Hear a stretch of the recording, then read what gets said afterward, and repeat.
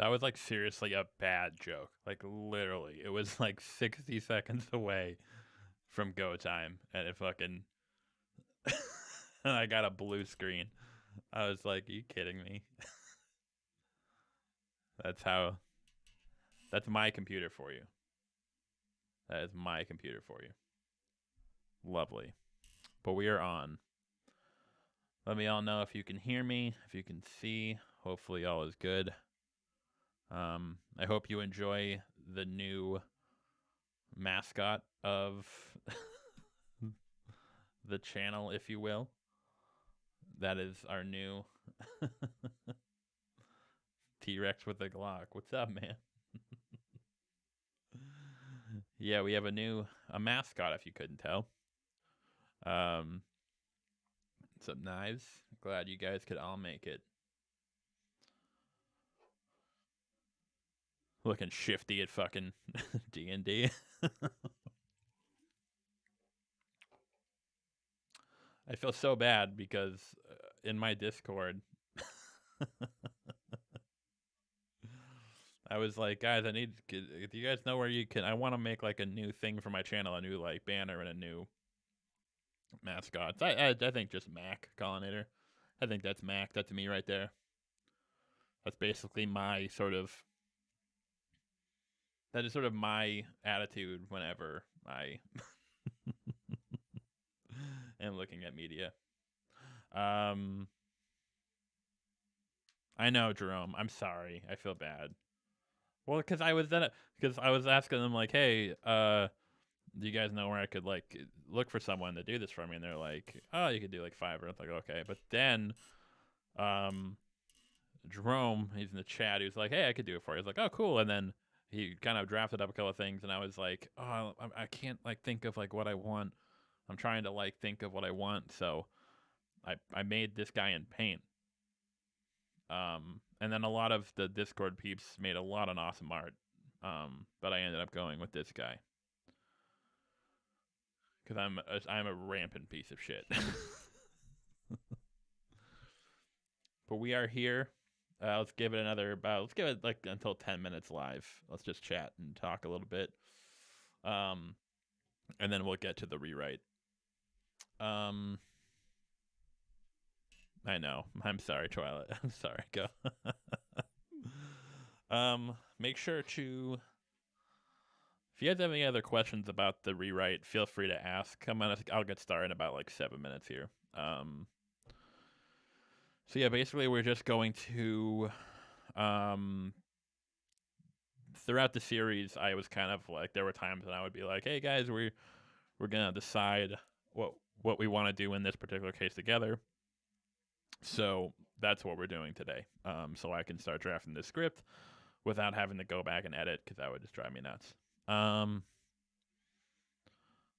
So yeah, but yeah, if you guys have any other lingering questions for the rewrite, let me know. I think we're pretty much solid. The way the final video is gonna work is I'm not gonna go like scene by scene. I'm basically gonna go kind of like, and I'm not gonna like do the switching back and forth. Basically, how it's gonna work is Discord link should be in the description. Douche pickles.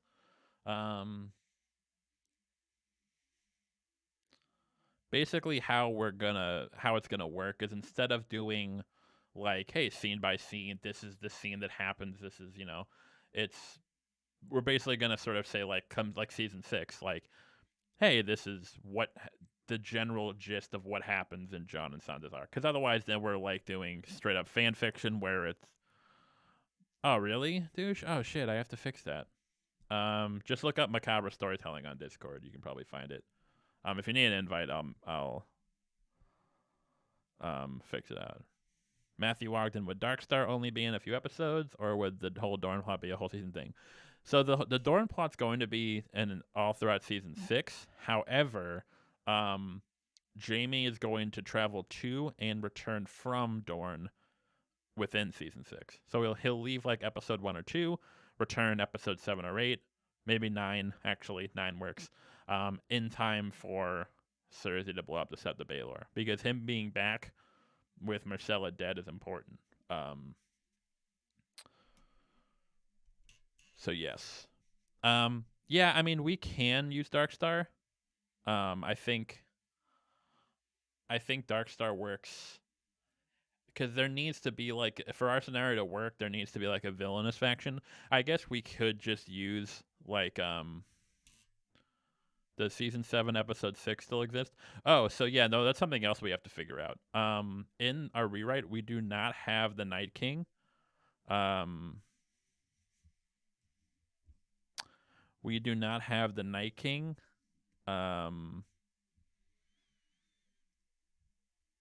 Getting Viserion out because the white plot never happens. I mean, I guess we could just add it in if we really want to, if we really have to. I'd rather not do that because it fucking blows. Is there any other way for the Night King and the Whites to pass the wall? I know it's like magic or something, but is there any other way? Like, can they go around Eastwatch?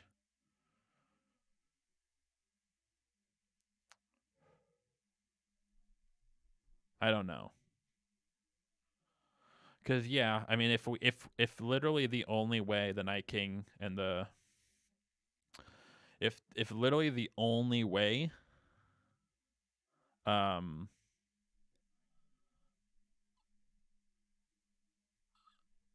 you could just make it Bran's mark allows in the past or something. Yeah, I mean, yeah, is that they can climb with ice chains, freeze over the water? That's what I'm thinking. Like I feel like there's this whole um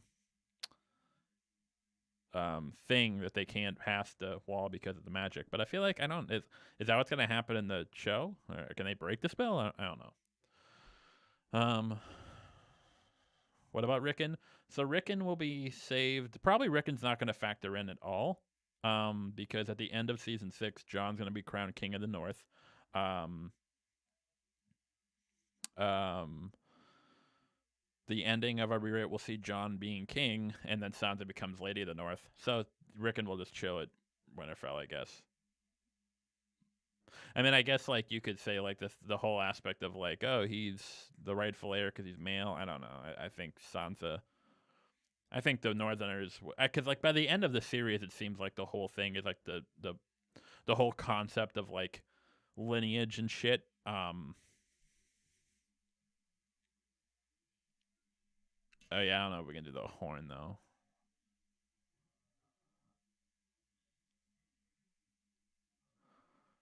Maybe kill Rickon off in the long night. Yeah, we could do that.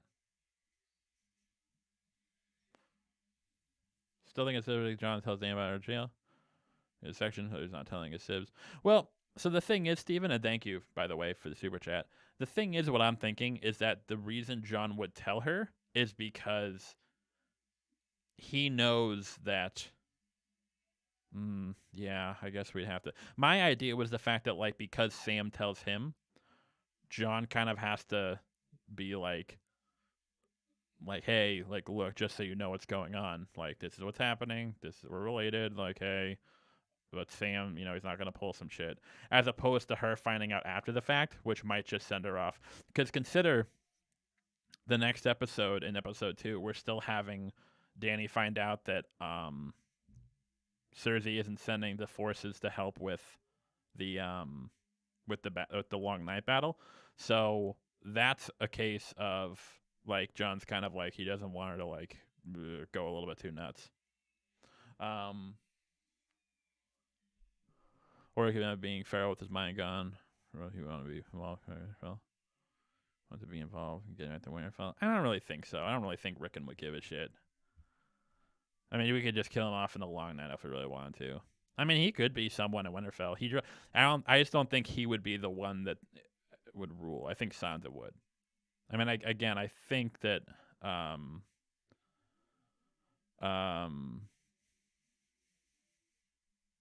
yeah, Aiden. I mean, we're really not having her going mad per se. We're kind of trying to build it up as best we can that she kind of. I mean, I think that our rewrite of Barristan betraying her, I think that is the biggest thing. Um, I think that is the biggest sort of what's the word I'm looking for? Um,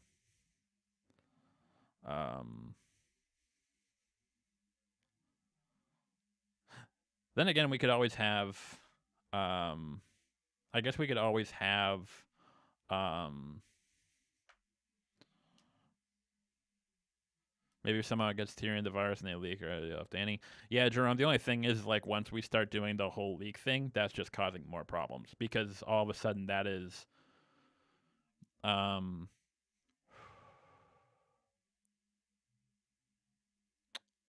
like the whole thing with like how it works in the show, with like, uh, John telling Dany, and then how is it even? Oh yeah, and then John tells the Starks, and then they tell Tyrion, and they tell Varys. Like already, then we're getting into like, well, why is everyone telling each other this? John telling Dany. Then again, we don't even have to have John tell Dany. We could just have um a little, like, one of Varys's little birds overhear the conversation between John and Sam when Sam tells John, and John wants to, like, yo, Sam, shut the fuck up. But then the little bird tells Varys, and then that kicks off the plot, which would work. Um, yeah, we can just have Ricken die. That'd be kind of ironic that they were trying to save him the whole time and he gets killed. I mean, again, I don't think it's that big of a deal whether he lives or dies. I think, like, if he's alive at the end, he'd be like, Sansa, why don't you just, I don't want to deal with this shit. I've been through enough. All right, hang on. Am I in? Yeah, okay. All right, so here's my beautiful, spreadsheet. My beautiful spreadsheet. It's kind of funny now that I'm looking at it because I realized that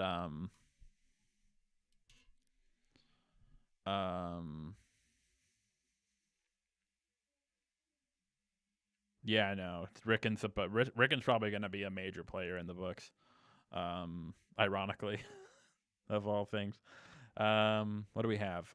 So season 3, I believe it or not, I did not change anything.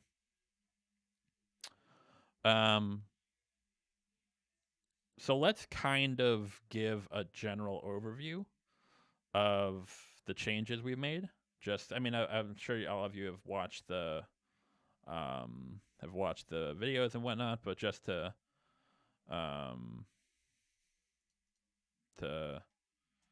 just kind of give a gen. So season 1, we're not changing anything. The only thing that we're changing in season 1 is Sansa telling Cersei that Ned is going back to Winterfell, like she does in the book.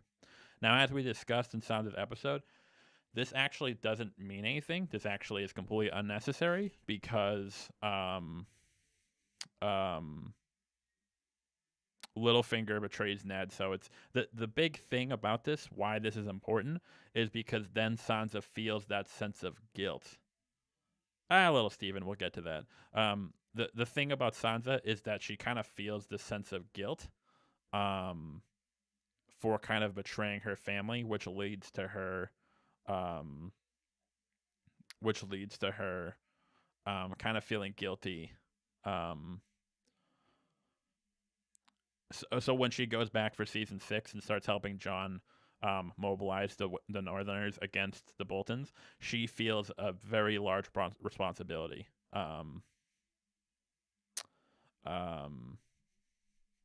Yeah, I think you'll like our rewrite knives of her. I think her arc in our rewrite is a lot more sound. We'll see. Season 2, we're only making a few changes. Jaime doesn't kill Alton. That's a small change. I might not even mention that in the rewrite. So the other thing about the rewrite is I'm not going to like mention every single like smaller change we make. So something like Jaime not killing Alton, that's something that I think kind of ruins his character arc. But for the first 4 seasons, because we're changing so little, I'm gonna kind of blitz through those, just kind of give a recap, just to kind of give context. So we're gonna have for the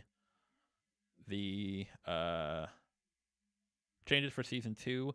Cersei's gonna reveal Maggie the Frog prophecy to Sansa during the Battle of Blackwater. Kind of sets up her arc much earlier.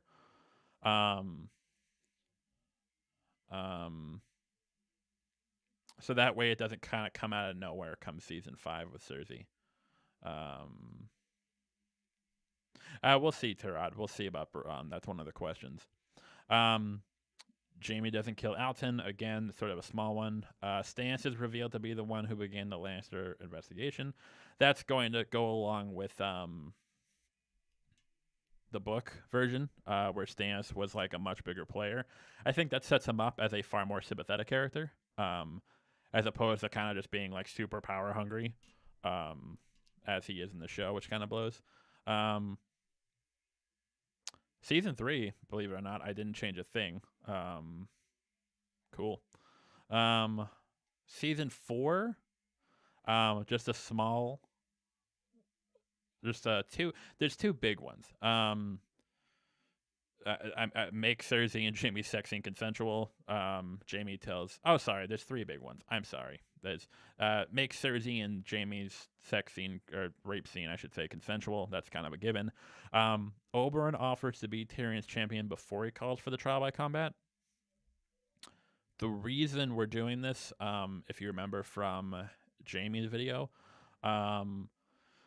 is because we don't want to. It just doesn't really make sense that Jaime doesn't fight for Tyrion for his trial by combat. I always hated that in the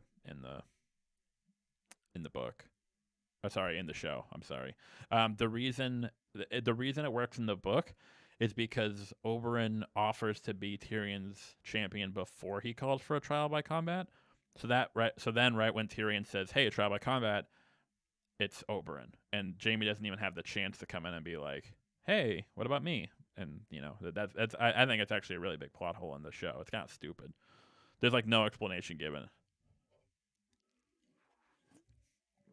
Jaime is telling Tyrion about Tysha, of course.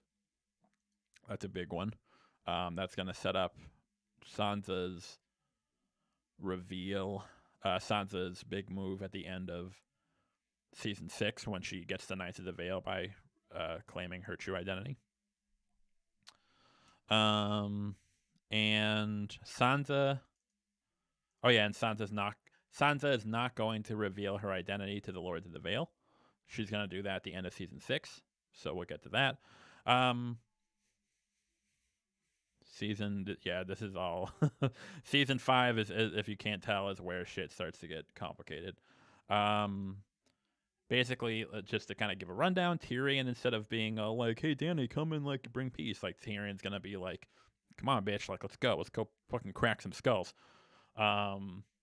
And that's going to carry him up all the way until the end of season 7, when he'll start to change his mind, which will lead to his eventual assassination of Dany. Dany is basically, her role is going to be pretty consistent. However, we're kind of like planting the seeds of her going cuckoo banana pancakes in season 5, which makes her eventual turn, which really isn't a turn. We actually kind of nerfed it a little bit, which kind of makes her turn in season 8 a lot more believable. Jon kind of has smaller roles. Of course, he becomes king after Tyrion kills Dany. Cersei. Remember, for Jaime, we're switching the Dorne and Riverland plots. So Jaime is going to the Riverlands in season 5. He's going to Dorne in season 6. Cersei's arc is basically the same. However, the big thing is that Cersei,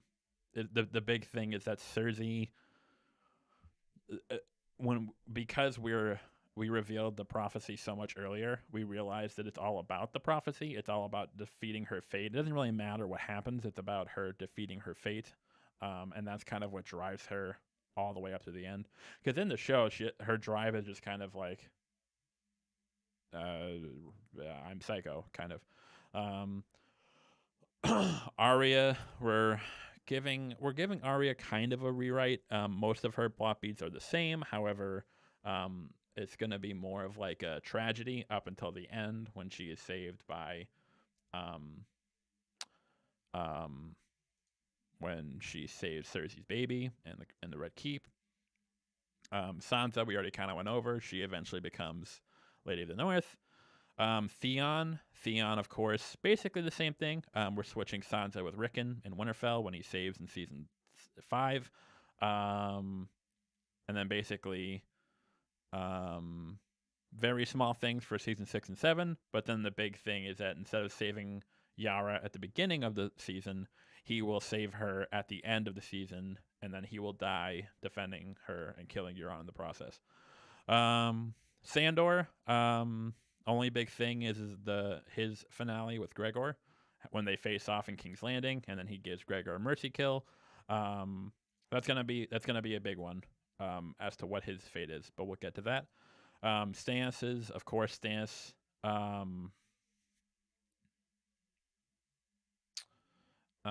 Stannis kind of basically the same thing. Instead of him, I mean, his is going to be a much more subtle, which we'll discuss. But for the most part, his is sort of the same until season 5, where instead of burning Shireen, he decides not to, sends his army back to Castle Black, and he sacrifices himself.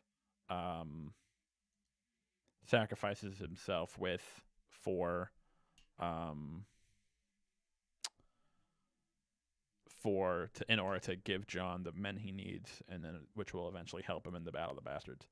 But the Blackfish, that's what we'll also figure out. That the Blackfish is the whole reason we switched the River Run plots, so he can go to Winterfell to kill Roose Bolton. A lot of you guys were saying that you think that the Blackfish would have rather gone to kill Frey's as opposed to a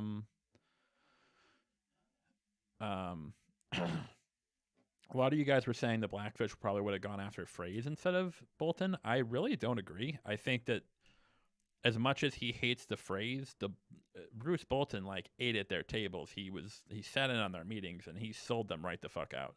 And he put a knife through his nephew's chest. It's through Rob's chest. So yeah, of all people, if he could choose one person, I really think the Blackfish would take out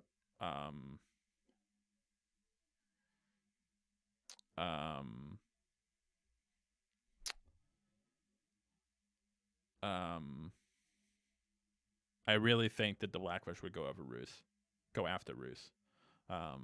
Seems to fit better. Brienne, sort of the same. Pretty much all the way up until the end. It's just a matter of where she's going to end up. I think she is going to... Hang on one second. Instead of having Brienne become part of the Kingsguard, she's going to be part of Sansa's Queensguard back in Winterfell. That seems more fitting, I would say. I never really understood her being part of the Kingsguard. It seemed kind of weird. Why wouldn't she stay by Sansa's side? Or whatever. Let's see. Varus, we've gone over his changes substantially, pretty much. Yes, correct, Knives, correct. Varus, basically, he is kind of outwitted by Tyrion. Instead of trying to keep Dany straight on the straight and narrow, Tyrion kind of brings her to the dark side. And then Varus, after finding out about Jon's parentage, he tries to oust Dany, which leads to Barristan trying to kill her, which leads to Barristan's death, which leads to him getting executed. Jorah's arc is pretty much the same. The only real big change is Jorah deciding to fight alongside House Mormont during the Long Night instead of Dany, and he still dies, but instead of dying saving Dany, he dies saving Lyanna Mormont, which sort of redeems him in the eyes of his house. I really think that works better. I think it gives him a bit of agency. The thing also that kind of sucks in the show is that Jorah dies for Dany, and then Dany ends up dying by being killed by Jon, which retroactively kind of makes Jorah's sacrifice worthless, which kind of sucks. So I think having him dying saving Lyanna Mormont, both ensuring that his house continues and ensuring and earning redemption in their eyes, I think that's already good. Let's see. Barristan, we all know he dies trying to kill Dany in season 8. Bronn, we're gonna go over that. Bronn basically exactly the same up until season 8 when he's offered by Cersei to go to kill Tyrion and Jaime, but instead he goes to Winterfell, helps in the long night. He can either die or live. It doesn't really matter. Originally, I wanted him to die because I thought that would be an extra push for Tyrion to come back to the light side. Although it's just, we can have him live and become Master of Coin too. It doesn't really matter. I think either works. The Dorne plot we've gone over. Instead of Ilaria and the Snansakes wanted to kill Marcella, they call Jaime to come and protect her. And then they eventually join back up with forces with Dany, like they do in season 7. They're all killed, and Duran ends up coming through at the end. And then Bran the Night King. We talk about how mostly the way the Night King arc finishes, and that Bran was the one who created the Night King. As for the whole thing, what's up, Ty?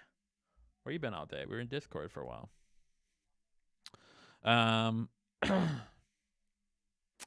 And then there is I don't know if we want to do the whole King Aerys, the Mad King, with Bran making him the Mad King. I don't know if you guys want to do that. It was more of a sort of fan servicey, because I kind of like the whole idea of it, but it's kind of hard to make it work. Just working out all the details and temporal paradoxes are very tricky. They almost always you almost always need a really large amount of suspension of disbelief to make this work. Let's see. Okay, so that's it. So let's get to the questions. Let's just dive right into it. So the first big one we have to figure out is, how does Jon become king at the end? So basically, the way it works is, after Dany is killed, the lords of the Westeros get together and they decide on a new king.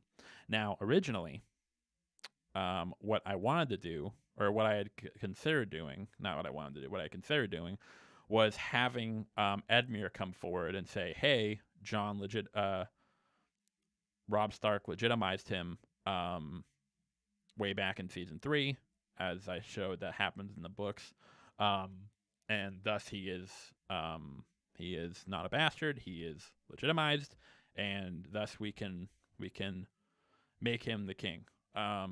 Or we could just not bother with that and just have them nominate Jon as a bastard, which I think is sort of poignant in its own way. And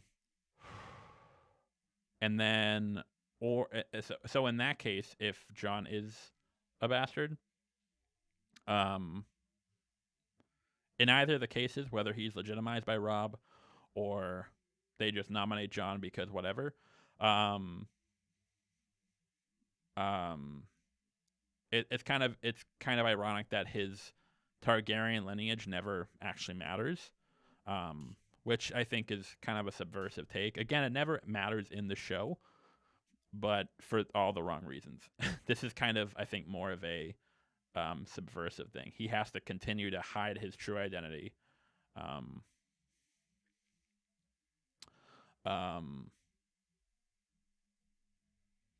Also, it doesn't really make sense because it doesn't really make sense. I mean, we could do both. I guess we could do both. Don't worry, I'm gonna put up a poll in a second. Don't worry. I guess we could do both. Like, maybe like everyone's like, yeah, let's make Jon king, but then there's like 2 or 3 dicks who are like, yeah, no, he's a bastard, and then Edmure can come and say he's legitimized. I guess that'd be fine. But let's see. Title: Jon becoming king. How Does Jon become king of Westeros? Once again, I will post it in the chat, so just give me a second. We'll give it like 2 or 3 minutes. Everyone here is here, so just make sure you vote right away. Jon reveals himself as a Targaryen.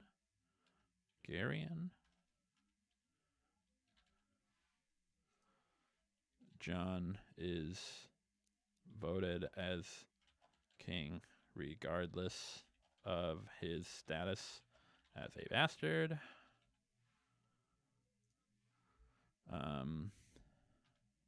Edmure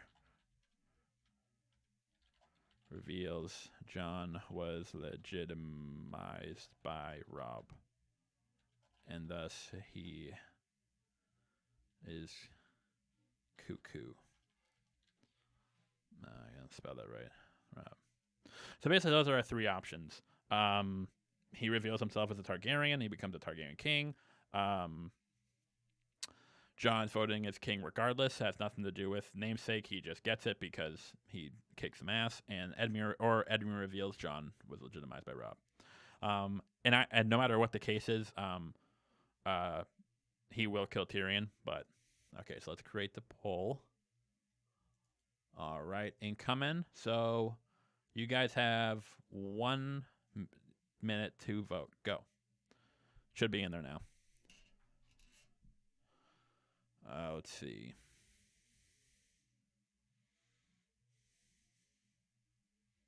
Hopefully this works.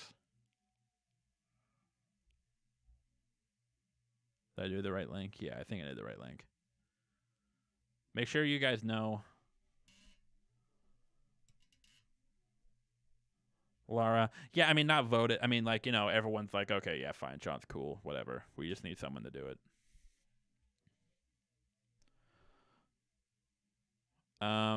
Make sure the poll works? Hopefully it works. Did it work for me? Yeah, it seemed to work for me.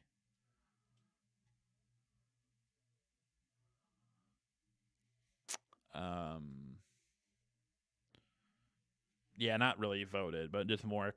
Everyone just kind of come to the agreement, like, oh, okay, kind of like they do in the show. The link is in the chat. It should be. Here, I'll post it again just in case.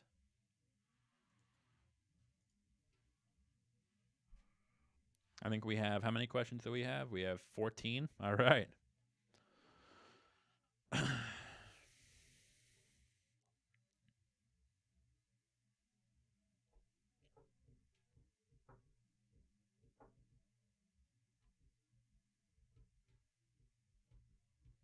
Well, we're actually going to scrap the white plot. As long as we can find a way for the Night King to get past the wall, then we're fine. Or we can just keep it in. I mean, it's the stupidest plot point in the entire show, but as long as we can find some other BS way for the king to get past the wall, then that's fine. Maybe someone said maybe Bran's link, we can just say it broke the curse or something, or whatever the magic is. I don't know.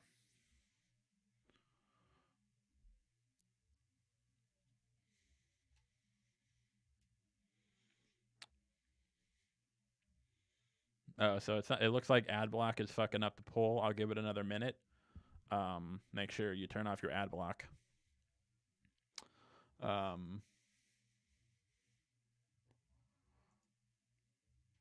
To make sure you can vote.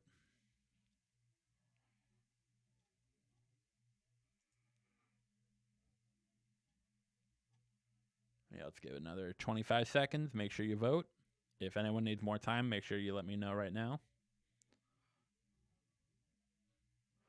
I don't know, Steven. I think that would just cause a lot more.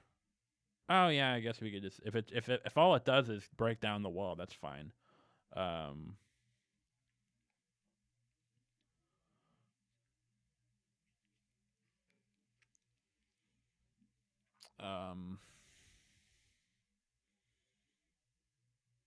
But yeah, all right, so hang on. All right, everyone voted. We should be good to go. Let's check out what the results are. Here we go. Okay, so it looks like pretty clear. Edmure's going to reveal that Jon was legitimized. So, hell yeah.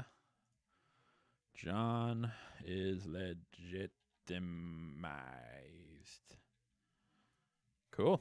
All right, so that is the first one.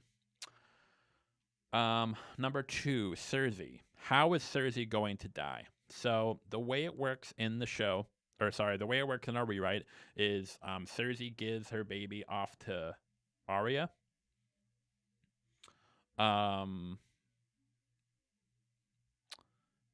gives the baby off to Arya. And then Cersei and Jaime are left in the Red Keep. Now, the way I actually offered a couple of different scenarios. Cersei.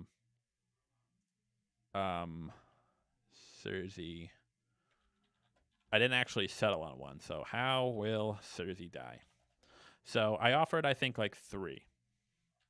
So, the first one is the most basic. Cersei, Jaime die together as Dany burns the Red Keep. The Red Keep. Cersei dies from childbirth before Dany kills burns Red Keep. Valonqar. So the reason that works in the Valonqar is because her last child technically kills her. That was the big thing. Like when people say like the prophecy said like it'll wrap your hands around your throat. So technically this works as the Valonqar because it's a little sibling. Ironically, Cersei kind of defeats her fate, but it also fits the Valonqar prophecy. So that's one. So basically, she dies from childbirth right before Dany comes in and kills Jaime in the Red Keep.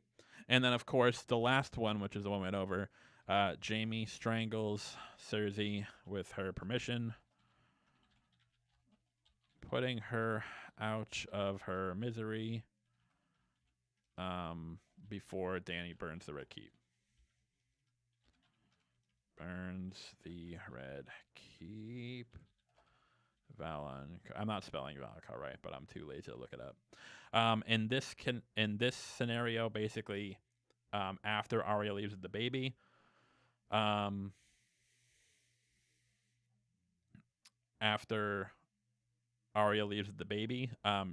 Cersei's like, please, and then Jaime strangles her, basically putting her out of her misery.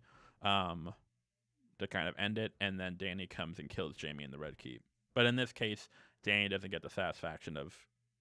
I mean, she probably thinks she does, but she technically does not kill Cersei. So yeah. Those are the 3 options. Let's see.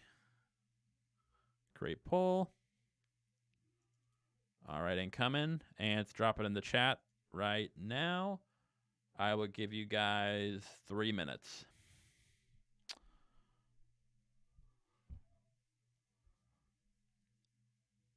Tyrion comes back as a white after being killed. What?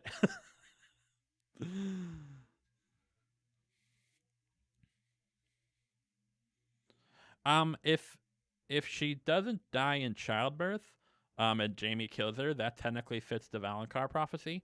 The only difference is that she will have given birth to a 4th child.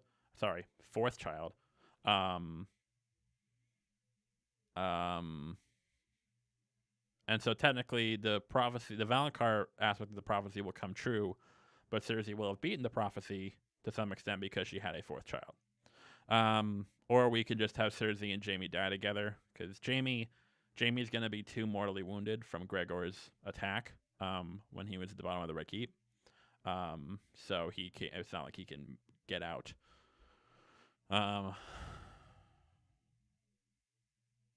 Yeah, we'll have to cancel that whole thing. That it's so funny because um the fucking writers retcon themselves. Oh my god, so funny. Yeah, basically, Jerome, something like that. It kind of fits. The thing is with the prophecy, the Valakar prophecy, is like cold hands around your neck. Like, what does that mean? Uh, like, like it's kind of that's the problem with like a lot of the prophecies is because they're kind of vague. So they kind of no matter what happened, like maybe it's just a metaphor for death. Like maybe if maybe he stabs you, but that's just kind of the same thing. So. Um, yeah. Oh, that's a good point, book. We could just reword it. Um, I'll make sure that I'll make sure that we like sort of if we end up like changing it at all or like rewording it. Um, I'll make sure to kind of bang that out because Cersei's gonna reveal the prophecy to Sansa when they're in the Red Keep during the Battle of Blackwater. That kind of sets it up, and that way when Marjorie comes in for season 3, we know why Cersei's all like fuck this bitch, you know. I think that works best.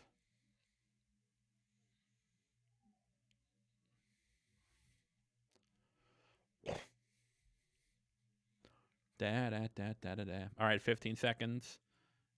Here is the link again if any of y'all need it.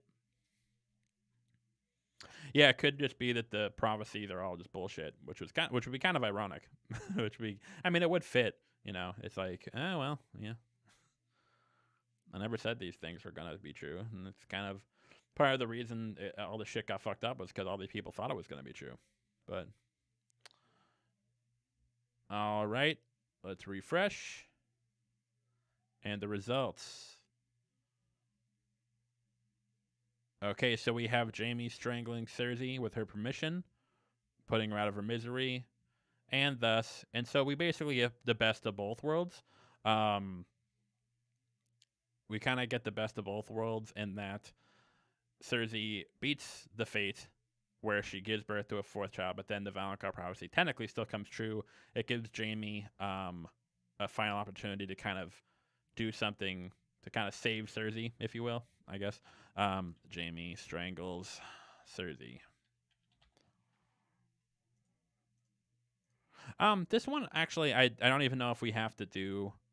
This one I don't even think we have to do. Well,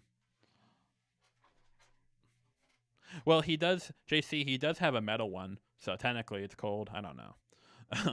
I mean, again, I don't know if that's gonna be actually something.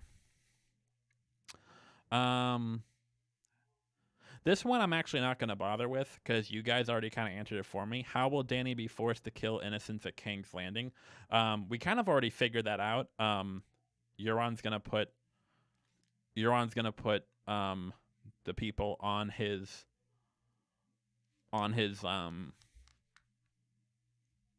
ships and kind of leave them as bait.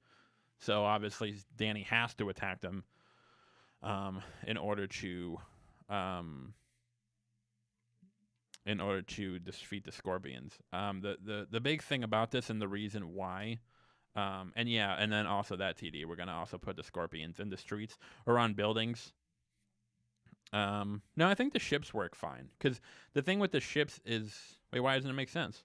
The thing with the ships works fine because you could argue. You could argue that like Euron and they could kind of build because the whole idea about this is that even if Dany ends up killing all of them, like obviously she will, at least this way the people will never love her because she killed them. With putting them, yeah, but she still has to kill them. What we could do is have the people Euron be like, hey, come on the ships, be safe, and then if Dany kills them, then anyone who's left over will be like, oh, well, fuck that bitch. We will have a good portion of the people left. It won't be like in... That was the other funny thing about, like... that's what happened. What happens to Zombie Dragon in this? Zombie Dragon, we can have the... Yeah, basically, Adonis. Basically, what we can do. What was so funny was that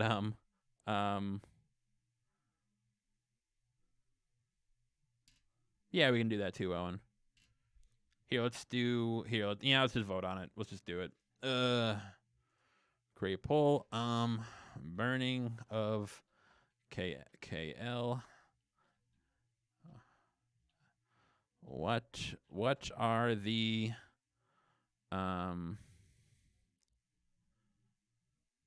Yeah, Steven, that's no, that's not going to happen. See, that only works for us. The reason it doesn't hurt for us is because we're us. We've been working with Dany for so long. However, in the people's eyes, all they see is a woman coming in and killing everyone on a dragon. They've heard so much about the Targaryens. Yeah, Steven, but you're getting too much into like moral justification as opposed to what the people would feel.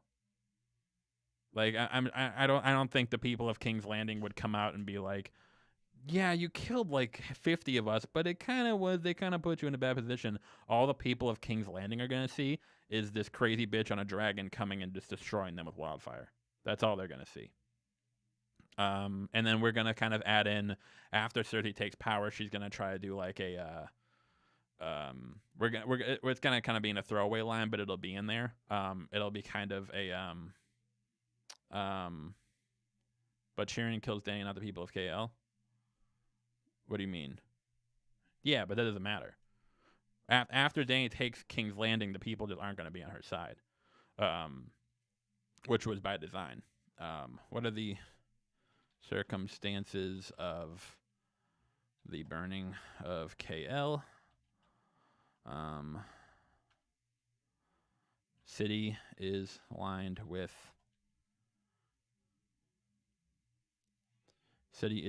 wildfire. People are loaded onto ships and in buildings with scorpions. Well, that's going to be another thing, JC. The way we're going to have it is that Dany's going to try to hold out for as long as she can. But the Golden Company is going to block the army's way so they can't get to the Scorpions. And so that's why she has no choice but to kill them. But she plays right into Cersei's hand. People load the ships and building the Scorpions on... Yeah, I'm going to do that. I'm going to do an all of the above option. Scorpions on buildings. Forced hand. All of the above.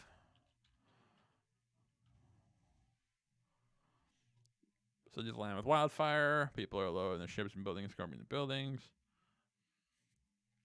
The wildfire idea would be kind of good though too. Dread, why would the people on King's Landing blame Dany for burning warships? Yeah, but Euron could easily just frame it as like, hey, we're bringing you on the ships to ferry you away. We're like, hey, we're taking you back to the Iron Islands or something.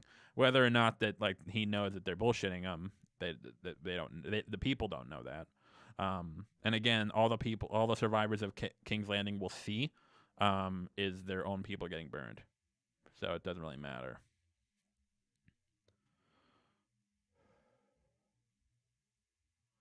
I don't think so, Moose, because we do want Dany to choose to kill. Like, she's going to have to do it.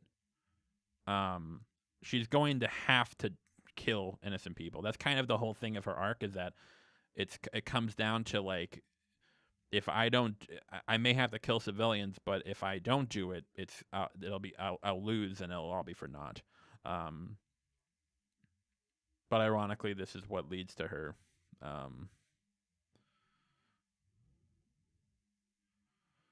The one thing is that Tyrion has been kind of, yeah, exactly the point. Like you could argue that the people don't, like, you know, she kind of could build up in her head, it's not me, it's them, you know. They wouldn't blame for going. Yeah, but see, Ty, you're thinking too much in like a moral justification outside observer point. I mean, the people on the ships are going to be dead. They know that. But all the people who were in King's Landing who survived the attack are going to see is that Dany burned down the entire fleet.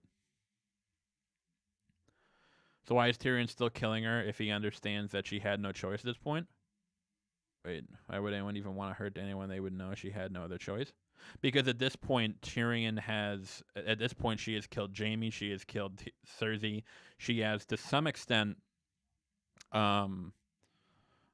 she is, or at least Tyrion thinks that she killed Cersei's unborn baby. She doesn't know that she survived yet. And Tyrion has been kind of pumping her brain full of this poison for the last 4 seasons.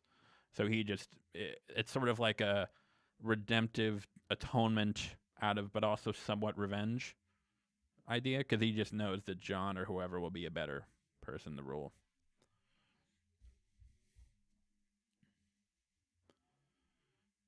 Wait, for maybe like Qui-Gon or Euron be the one to come up with the idea. I don't really know if we're really coming up with a redemption arc for Cersei. It's not really a redemptive ending for Cersei. It's just a matter of her. It's just a matter of her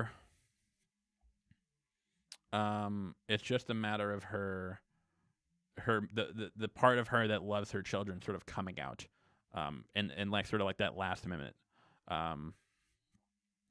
Yeah, Ty, you're not you're not understanding, dude. It's you're assuming that all these people will act like rationally, sort of like as outside observers. All Tyrion knows is that his actions. He thinks that his actions led Dany to do this. It got his entire family killed, and that again he has been pumping her full of this poison for the last 4 seasons, and that she may go on. And then consider that the people of King's Landing are not, now that the people who are surviving, they're obviously not gonna bend the knee to Dany, because they just saw that because they just saw her burn down the city. Again, the people of King's Landing are not going to turn around and say, I mean, we know the people of King's Landing. They're not going to turn around and say, oh, well, I understand why you had to do what you had to do. I mean, you killed all my shops and you killed all my kids. They're never going to see Dany as the ruler. So what is going to happen to them? If they don't bend the knee, what is Dany going to do to them? Right? All right.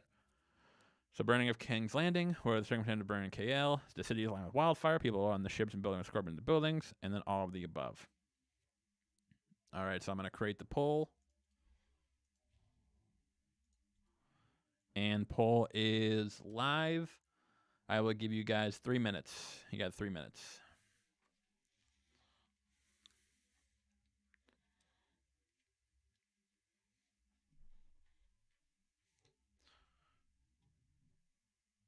Well, it's not even a mob's not rational. It's a mob who just got their entire city burned down by a crazy, as far as they're concerned, a crazy dragon lady. Dread Pirate Roberts, why wouldn't they bend the knee to her? The people of Seven Kingdoms bent the knee to King of the cities. The city they were in, and they literally just saw get all of their people killed. I mean, you need more troll options on your poll. I don't want to sway I actually need your guys' help with this. I don't want to sway the vote too much, son. Aegon always offered mercy and tried diplomacy. Yes, and that's what Dany was going to do until after Cersei decided, after Cersei decided to say like, "Hey, I'm not going to help you." That was Dany. The meeting in the Dragon Pit, was Dany trying diplomacy, and it fucked her in the ass.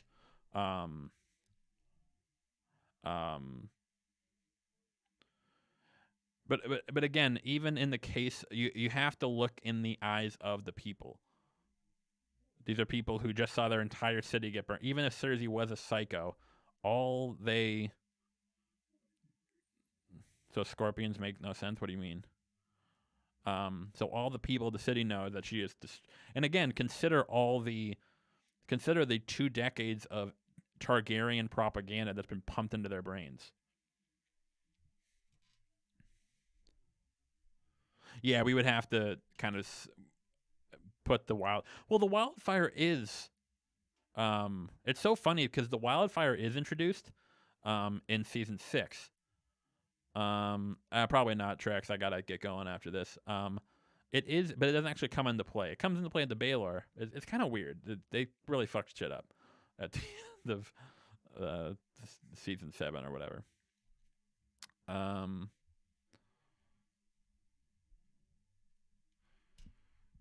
Yeah, unfortunately, the Scorpions are just gonna have to do what we're gonna do. Unfortunately, that's kind of we're gonna. And again, it's not going to be the case of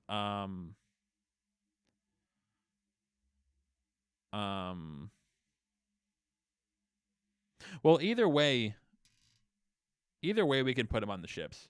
That's kind of why it's all of the above. Even if the city is lined with wildfire, she still has to burn the ships, which had people on them, which kind of works, which still works.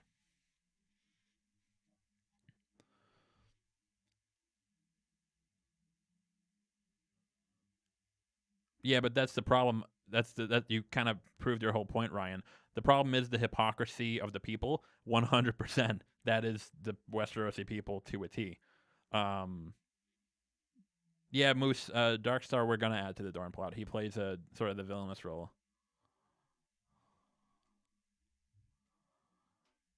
I mean, the people would care more that Daenerys burnt warships and scorpion people around it and would side with the family of the person who lived with it. It's not about them siding with Cersei. It's about them that there's a woman who just rode in on a dragon, destroyed their city for all they know, killed God knows how many people, and she comes out and says, "Look, if you don't bend the knee, I'm gonna burn the rest of you."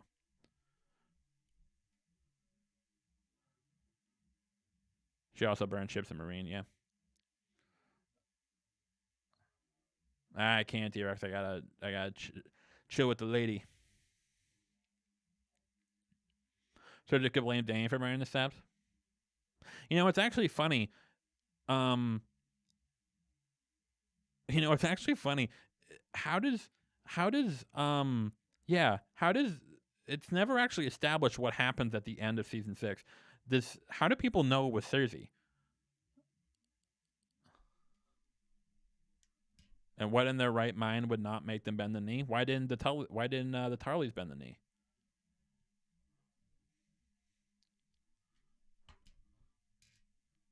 They don't care about who is ruling or why they want to rule. They don't care about keeping their families alive. Now, I guess you could say that they want to.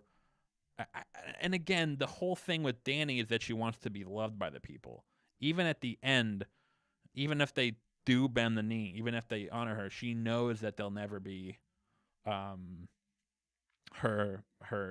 it's over for her, kind of. It's just she realizes that she'll never have them as her subject. She'll never be respected by them.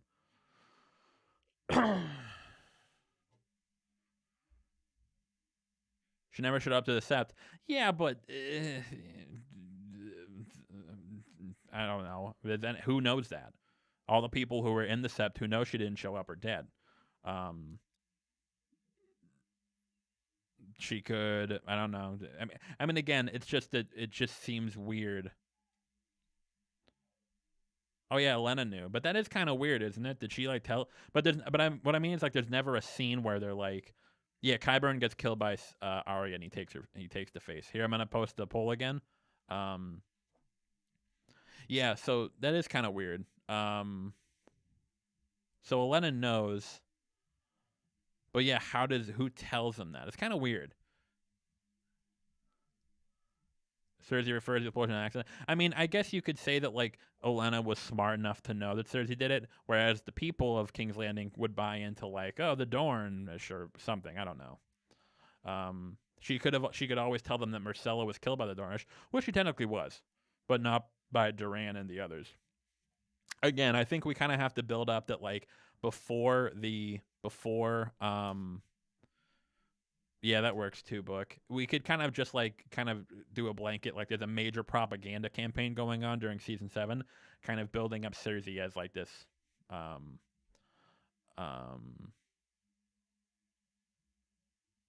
yeah, but the people don't even know about the wildfire. So if the city burns up, even if it's wildfire or dragonfire, the people aren't going to know the difference. They're going to be set on fire. Okay, let's see.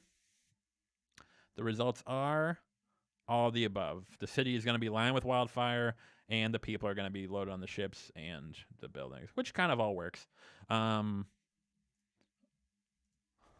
all of the above. Wildfires on Cersei, and no one else but Cersei, who's awaiting the trial every day. That very day has the motive.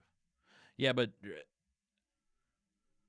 it's not about what people knowing what wildfire is. I'm saying the setup of like everyone who was in the sept who knows that she didn't show up, or dead. They got blown up. So I think you're giving the people of King's Landing too much credit. They're sheep. They've been sheep since the beginning. That's kind of that. I mean, look at what they did Tyrion. They turned on him in a dime after the whole Joffrey thing. Oh no. What I mean, Ty, is not necessarily that they don't know what wildfire is that if, like, let's say Dany burns up a building and then it blows up a cache of wildfire, they aren't gonna necessarily correlate with like, Dany burned the building, but it was a much bigger explosion than it should have been, so that must have been, everyone knows she didn't show up. Her trial was that day and she didn't die. Again, what do you mean everyone knows she didn't show up? All the people in the sept, but not I mean, the other people, maybe they were, maybe they didn't know, maybe they just said, oh, I was late, I don't know. Again, they could maybe know, but not really know. They could, again, someone mentioned an easy propaganda campaign. It might be a little contrived, but it's not going to be like, I think you think the people of King's Landing are like super, like, they're like, I think you think the people of King's Landing are like us, where we're like looking at everything from like knowing everything and knowing every single angle. Ooh, that works, TD. Cersei blames Ilaria for the sub attack. That works. To finish building the sept, choosing the peaceful life away from the violence and hate. Oh yeah, we're on Sandor's fate. I have to piss. Give me 2 seconds.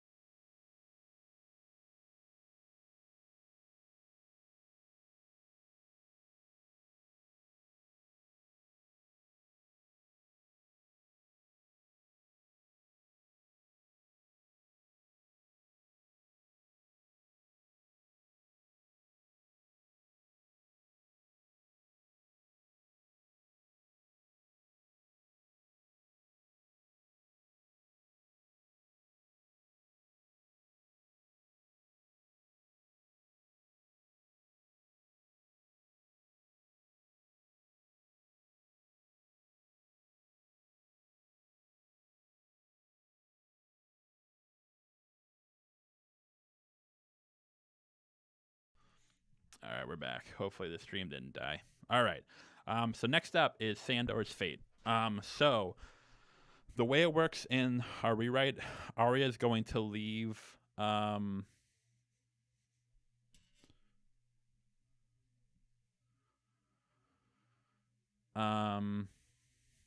it's a good point, JC. That sounds like the people of King's Landing. they're just like sheep who are just like, ah.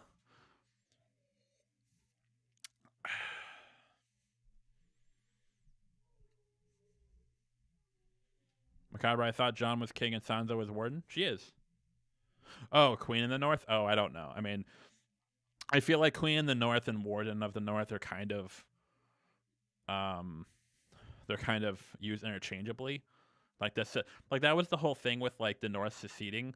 It was so stupid because it was like I felt like it never mattered. Like I felt like everyone left the North like everyone left the North alone. And so it was kind of weird how they were like, "Oh, we don't like we're seceding." It's like, yeah, you guys are kind of like no one really everyone kind of like lets you do your own thing, man.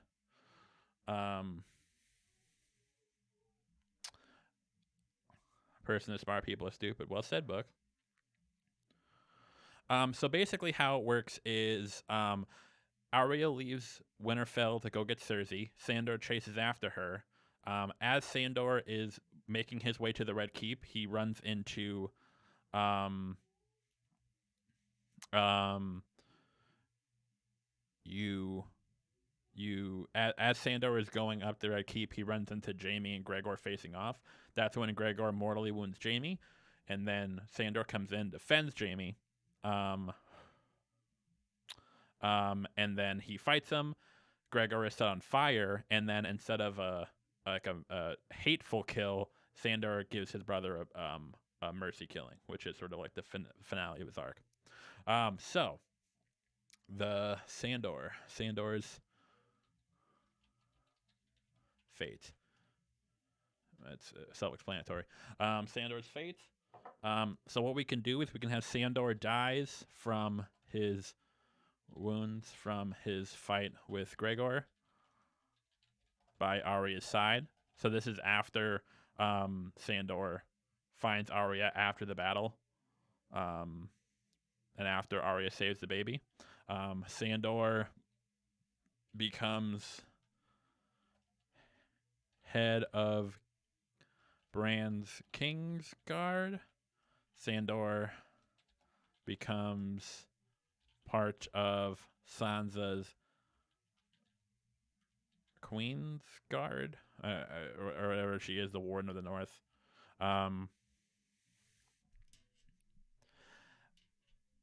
Wait, what, Venom? I think she went Queen the whole series. Yeah, but we've reworked her. We've reworked her arc enough in that her becoming Wardeness of the North. Caesar, you gotta watch the rewrites, man. Oh, I'm sorry. I forgot myself that Jon became king. It's been a while since I did them. Sorry, Jon's Kingsguard. Bran is like his Master Whisperers or Hand. We'll figure that out. All right, everyone, calm the fuck down. It was a mistake. Jon's Kingsguard, Sansa's Queensguard. I kind of like him being Jon's Kingsguard more because Sandor's whole thing is like he thinks that there is no honor in being a knight anymore. And so I think him becoming Kingsguard will give him the chance to train, like kind of like show others who come to the Kingsguard to be a good knight and a good and honorable knight. Or another option, Sandor fucks off. Sandor heads off on his own to find somewhere he belongs. So in this case, instead of staying in King's Landing,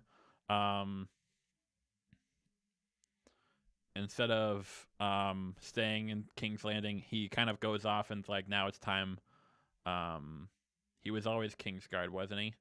I don't. He was part of Joffrey's. But he was gonna leave on his own until Arya and Sansa asked him to stay in our rewrite. So I think that's good. Sandor dies, becomes head of Jon's Kingsguard, Sansa's Queensguard, or he kind of heads off on his own and does his own thing. So let's do that. Oh, hang on, I gotta create the poll. All right, you guys have 3 minutes. What about the leader of the North getting title princess? Well, wouldn't it be Wardeness of the North? If it's not Queen of the North, it's Wardeness of the North?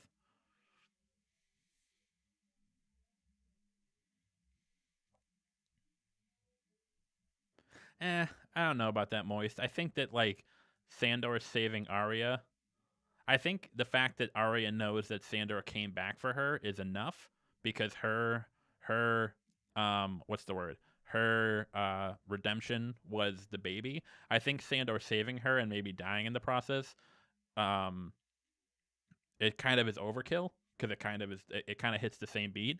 Um, I think it's a military title, yeah, but so what? It just sounds cooler. Princess kind of sounds a little bit pussy.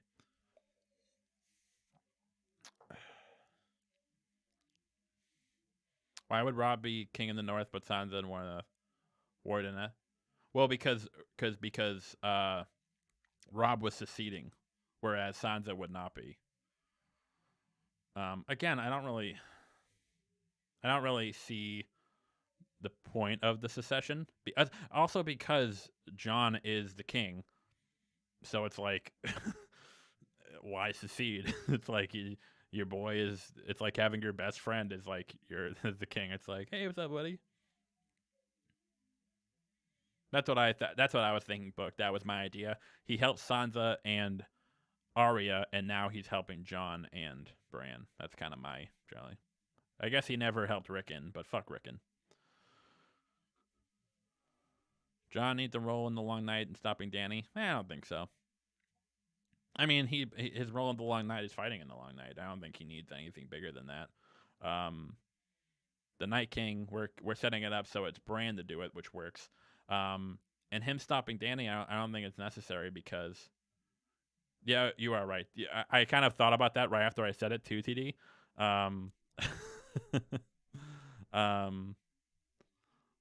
But yeah, but that's because like Robert was like a pussy, and he was married to like the toxic ass bitch. I'm gonna put the poll back in. You have another minute, I think, or so. Yeah, I think Jon trying to stay out of it as much as possible and then kind of getting roped into it is pretty much perfect for his character. That's kind of Jon's character. By like season 5 and 6, he's like, look, I'll fight if I have to, but I do not want to do this anymore. Yeah, we can put Jon or we can put Jon on the dragon and have his dragon be killed. If we do want the zombie dragon, we can have the Night King take him over during the long night battle, which is fine. Yeah, I'm drinking scotch.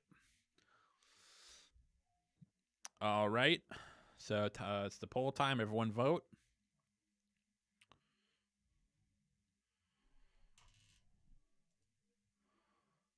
And the results are Sandor becomes head of Jon's Kingsguard. I like it. I'm kind of glad on that one. I think that works. Head of Kingsguard. Oh, yeah. So this is one that we didn't even really talk about, or I didn't really talk about. What do we want to do with Melisandre? I don't give a shit what we do with Melisandre. I think she fucking sucks. So fuck her. So remember the way I think her introduction in, or her like role in the Long Night was fucking stupid, and was just like a way to try to bring her back for like one final like hurrah, but it was fucking stupid. This is rye actually. I'm sorry. I forgot I bought a new bottle. So here are the options for Melisandre. After she wants to kill Shireen,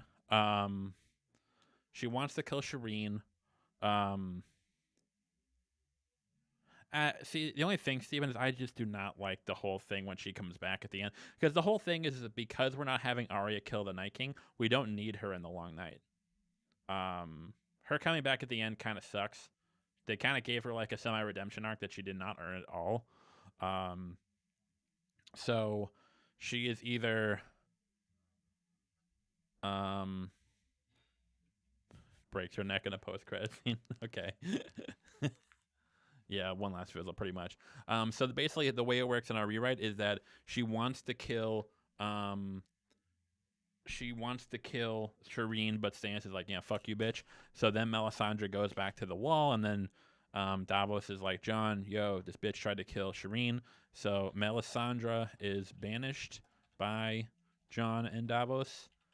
Melisandre is executed by Jon and Davos. or she is banished and comes back to help during the long night. Just keep in mind though, if she does come back in the long night, she's not going to do much because she doesn't have to do the whole thing about um,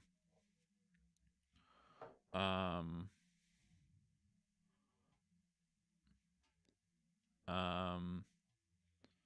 she is banished. She comes back to help during the long night. Just remember that no, let Shireen banish her. Yeah, but that wouldn't happen until the end. I don't think they would have kept. If Shireen was gonna banish her, they wouldn't keep Melisandre around for 2 seasons. You know. Help during she's banished. Comes back to help during the long night. Just remember, if we do go with that option, she's not going to do the whole Arya thing because that shit doesn't matter. Okay, let's create the poll. Did you do anything with the Lord of the Lie idea? Not really. Once you kind of get into the Melisandre coming through, 116.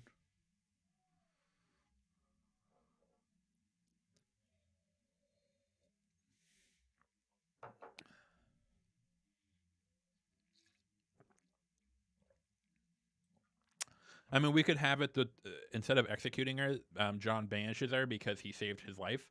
But like after he's like, yeah, you tried to kill Shireen, you fucking bitch. So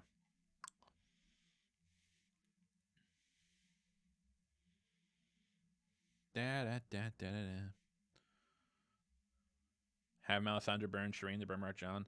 No. Because we don't, because kind of the whole thing of Stannis telling her to fuck off was like that she was kind of a toxic influence. This might be me being biased. I hate Melisandre. And I mean, in the book, I guess it's a little bit different depending on how she turns out. But in the show, she fucking sucks. They tried to give her like this whole arc, and it just didn't work. Yeah, like Mel could be banished, and then but then her faith is put into question. And this would be after Jon wins the Battle of the Bastards. So maybe she realizes that Stannis was right. Nobody cares about Shireen. No one cares about Melisandre. I mean, I don't.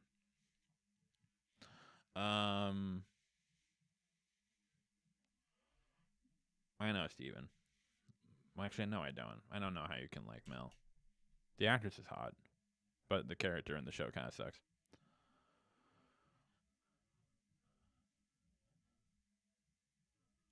I guess we could do kind of what people said. Maybe after she realizes at the end of season 6 that, like, hey, I was gonna kill Shireen in order to win the Battle on the Ice, but we didn't do that, and Jon still won. So I guess I should like reconsider my faith. And then she leaves and off to reconsider her own faith. That could work. Kind of a bittersweet ending for her, where she's given another chance, but she has to find it without her faith, with her faith sort of rocked. That'd be kind of cool. You sure are, Steven.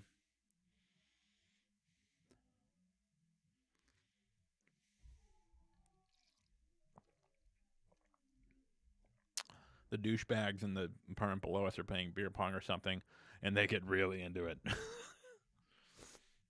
Sucks in terms of being unlikable or badly written. It's badly written. Like after like they did the whole thing with like Stannis losing the Battle on the Ice, and then she was like her faith was shaken, but then they do nothing with it, and then she brings back Jon, which is kind of weird because it's like, oh, so you were wrong about Stannis winning the Battle on the Ice, like you were wrong, but then you were right about resurrecting Jon. And then you fuck off, and then you come back for one episode in season 8, and you don't really help Arya. Like, was that your plan all along? And like, was this all part of your plan? Were you faking it? I don't know. That's kind of why it just. I don't think the writers knew what the hell they were doing with her. It's more for writing. I think her character is interesting. Her most interesting beat is when she comes back from the Battle of the Ice, and she like kind of has like her faith rocked. But they do nothing with it. It's like, bruh. She was like 800 years old. Yeah, that's another thing. I don't get the whole her being the red woman thing. Remember when that was like a whole thing? Like when she took off her necklace and we're like, whoa. And then they do nothing with it.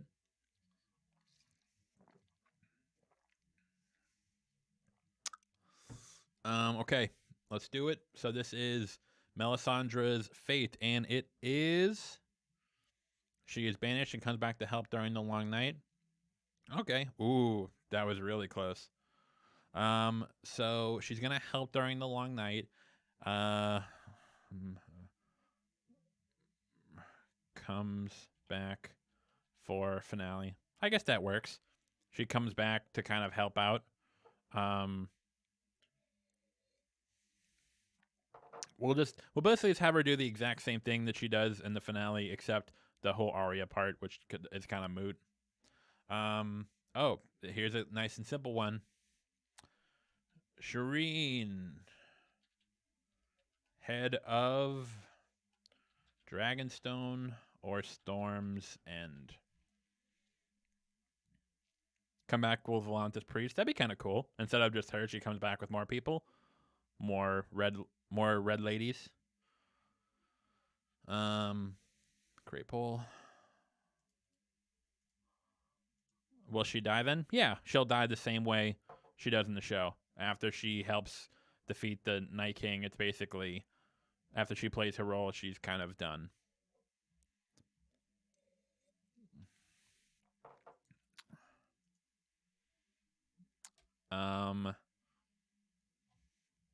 Yeah, basically Matthew will probably have her die the same way she does in the show.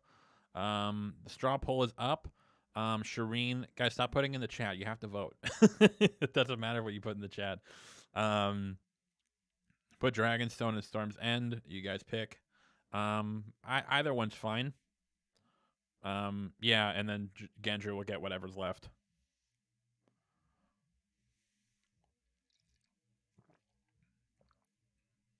Have Mel be executed after the long night? No, because if Jon and Davos wouldn't execute her after the Battle of the Bastards, why would they execute her after she helped during the long night? That probably wouldn't make that much sense. Shireen's made. What about Brienne? She want to protect her? Yeah, but if she's part of Sansa's Queensguard, she doesn't have to be like she can't be like at everyone's side immediately, you know. And if Shireen is at Dragonstone or Storm's End, she probably has a lot of confidants around her, so that should be fine. And again, it doesn't have to be a thing where it was like where like Brienne like swears herself to protect, like kind of the same way she did with Catelyn Stark, where she like devoted herself to do it. Stannis could just say like, "Hey, just make sure Shireen's okay." The whole purpose of that is to make Brienne sort of reconsider who Stannis was as a person. Sort of make her reconsider like, "Oh shit, who is this dude that I fucking like killed?" Like shit. Yeah, Moist, but if she comes back and helps them, we all know Davos, he wouldn't do that. This one is forced Shireen, whether she becomes head of Storm's End or Dragonstone. Yeah, and maybe if maybe Davos doesn't want to kill her, but Melisandre's like, yeah, actually, no, I'll just do it myself, bitch. Like she'll kind of like, yeah, we don't have to give Gendry anything. He can just do his own thing. Just be a blacksmith. He'd probably want to be a blacksmith.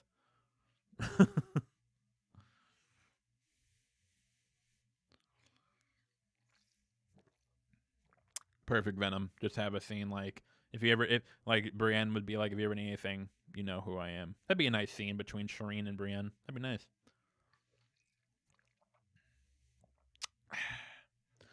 All right, another 40 seconds for that poll.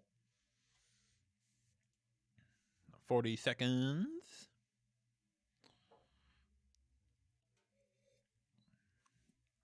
Oh, by the way, I'll probably finish Alien this weekend. Because fucking that game is padded as fuck.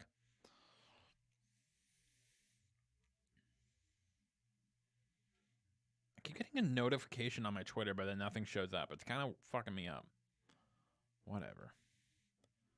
Yeah, I hope y'all like my new banners and profile pic, or whatever it's called. My avatar, I guess he's called.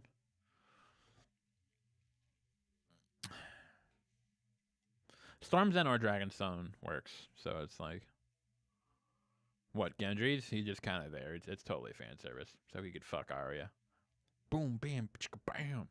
All right. And the fate is Storm's End. Storm's End. Nice. All right. Blackfish.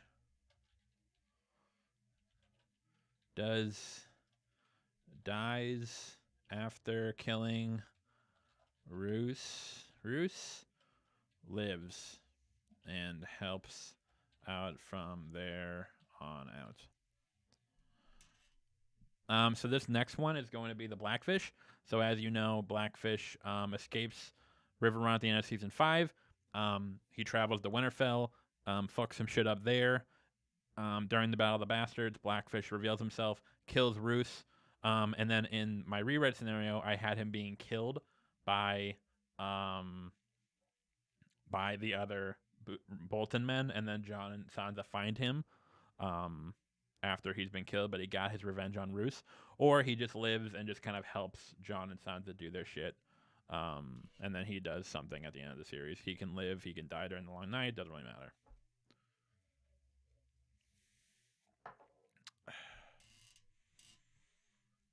Arya Baratheon, that'd actually be pretty tight. Arya Baratheon, that just rolls off the tongue. Arya Baratheon. All right, stop talking about Gendry. We have the Blackfish coming through. Does he die after killing Roose in a blaze of glory, or does he live and go on to be like Jon and Sansa's like sort of right hand person? And then I don't really know. And then depending on what... Oh, we have another one for that too. We'll do another one after. We have to choose what his final line is going to be to Roose. The North remembers. Stark send their regards. The Tully send their regards. You guys got 2 minutes. Yeah, we could have the Blackfish die in the long night if he survives the Battle of the Bastards. That would work. Kind of up the body count of the long night. That's kind of the thing, Duffy, that he just probably would just chill and just kind of help out. He'd be pretty baller, but, you know, he wouldn't do much. But we can kind of go like what Steven said. He can die during the dark night. The long night. Well, that was the thing, Rodrigo. Part of the reason the Blackfish was doing that is because when the Battle of the Bastards happens, the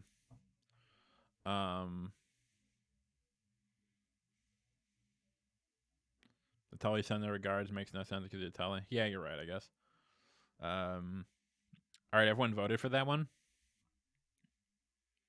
Blackfish is older than a family with a history of cancer. I don't know what that means. Sansa should die during the long night. What are the tactics of the Battle of the Bastards rewrite? Basically the same thing that happens in this one, except Sansa shows up with the Knights of the Vale at the last minute. But they actually show up at the last minute. They don't just like... I don't even know what happened at the end. Like, was she just kind of like chilling in the background when that happened? I have no idea. I don't think the writers have any idea, to be honest. All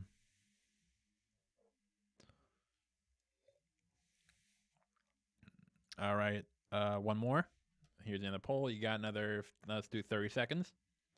Make sure you vote. Yeah, I'm pretty psyched about my new banner.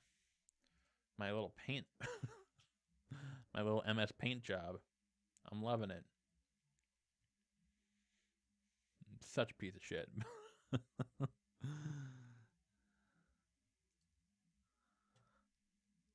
Okay, and let's see. The winner is dies after killing Roose. Cool. And then so thus, final line. Blackfish. The North remembers.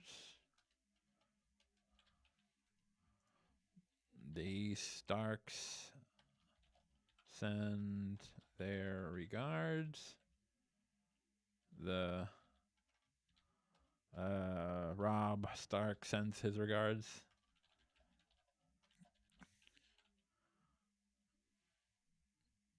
Oh, hang on. I'm not going to share this one. Fuck.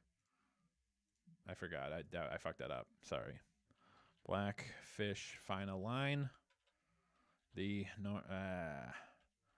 North remembers. Robb Stark sends his regards. The Starks send their regards. The Tullys send their regards. I'll just throw that in there for posterity. Or none of the above. And basically, what will happen with that one is we'll just do. We'll just have it like cut away. We'll just have him stab Varus. He doesn't have to have like a final line. It'd be cool, but we don't have to have it. All right, you guys got 1 minute.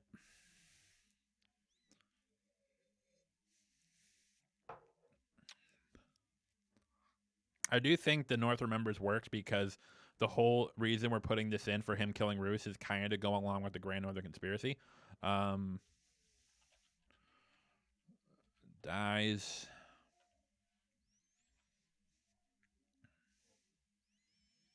No, that one's kind of a lame one. We don't have to do that. The Brienne Podrick one. We'll go into that in a second.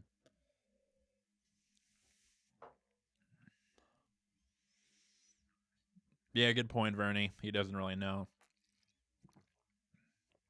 The North Remembers probably would work better. I have a feeling that's going to win. It kind of seemed like it from the comments. Yeah, the North Remembers is less Hollywoody. 5, 4, 3, 2, 1. And the winner is, hell yeah, North Remembers. The North Remembers as he guts Roose like a fucking fish. I fucked up. North Remembers. Oh yeah, TD. Yeah, it's a little contrived though. We can just do. I really like North Remembers though. That's pretty sweet. Ramsay's fate. And again, just remember, I'm not gonna go through like every single like little scene, dialogue, whatever. We're kind of just gonna do broad strokes, kind of like the same thing with the rewrites, just kind of putting it all together. Whoa. So Ramsay, everything's gonna be the same. They're gonna try to attack Castle Black to get Ricken, because he's like the heir. He of course never assaults Sansa. Of course he doesn't. So he is either killed. So we could do here. Let's do this. Killed on the battlefield. Executed. Let's say beheaded by Jon in Winterfell courtyard. Killed by dogs by Sansa. We'll keep that one in there. Because technically Sansa killing Ramsay still works, because at this point Sansa has kind of been like, hey, I love my people now. I love the Northerners, and you fucked them over. Oh yeah, Brienne's gonna be there for the Battle of the Bastards, which is gonna Jon and Brienne are gonna fight side by side, which is gonna be fucking pimp. So Podrick's gonna be there for the Battle of the Bastards too. Hell yeah. Okay. I don't really think there's anything else for this, so wait, I thought Theon saved Ricken? Yeah, he did. Yeah, but Theon saved Ricken and he brought him to Castle Black. That's why they have to go get him, because Ricken's kind of like the key, because that's their one chance of like kind of holding the North, because like, hey, we have a Stark, and if they could like manipulate him into like becoming the leader. Again, that plan might never work, but at least it's something. Yeah, Ramsay being killed by the dog still works. Sansa could still do it, just that her motivation for doing so isn't the rape, it's the fact that he killed him and his family, killed so many people. It's less personal.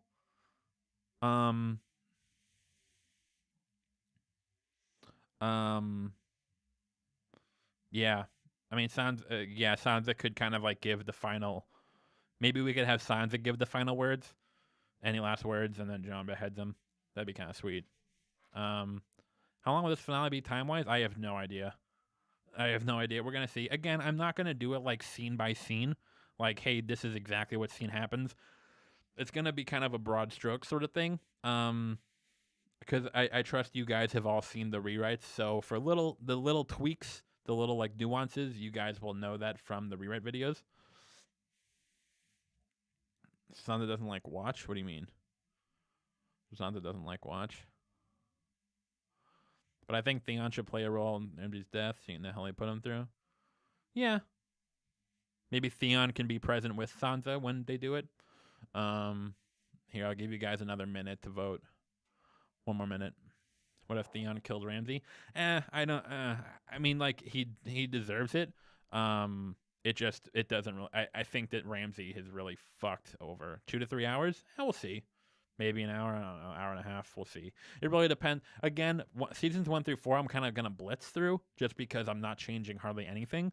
So I'm just gonna give like the general overview, trusting that you guys remember. You all remember. Oh yeah, Theon is elsewhere during the Battle of the Bastards. I totally forgot. I forget my own shit. And yeah, him killing. We have Theon kill Euron at the end, dying with Euron, so that's cool. Yeah, we can have Jon behead him, and then have Sansa be the one. We condemn you to die. Do you have any last words? And then have Jon behead him. Kind of like a duo thing. And don't worry, Shannon. Take your time. It's not a big deal. No big surprises here. There's some fan favorite options. Yeah, it's a good point. Book. Maybe the beheading with Jon.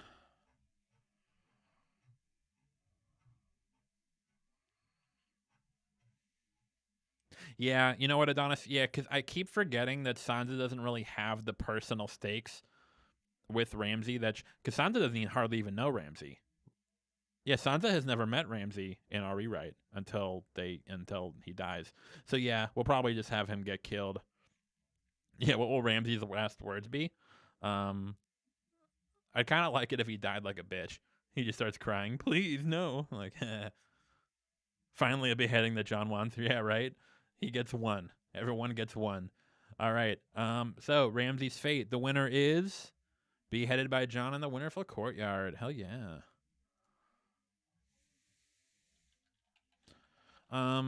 Beheaded by Jon. This is a stupid one.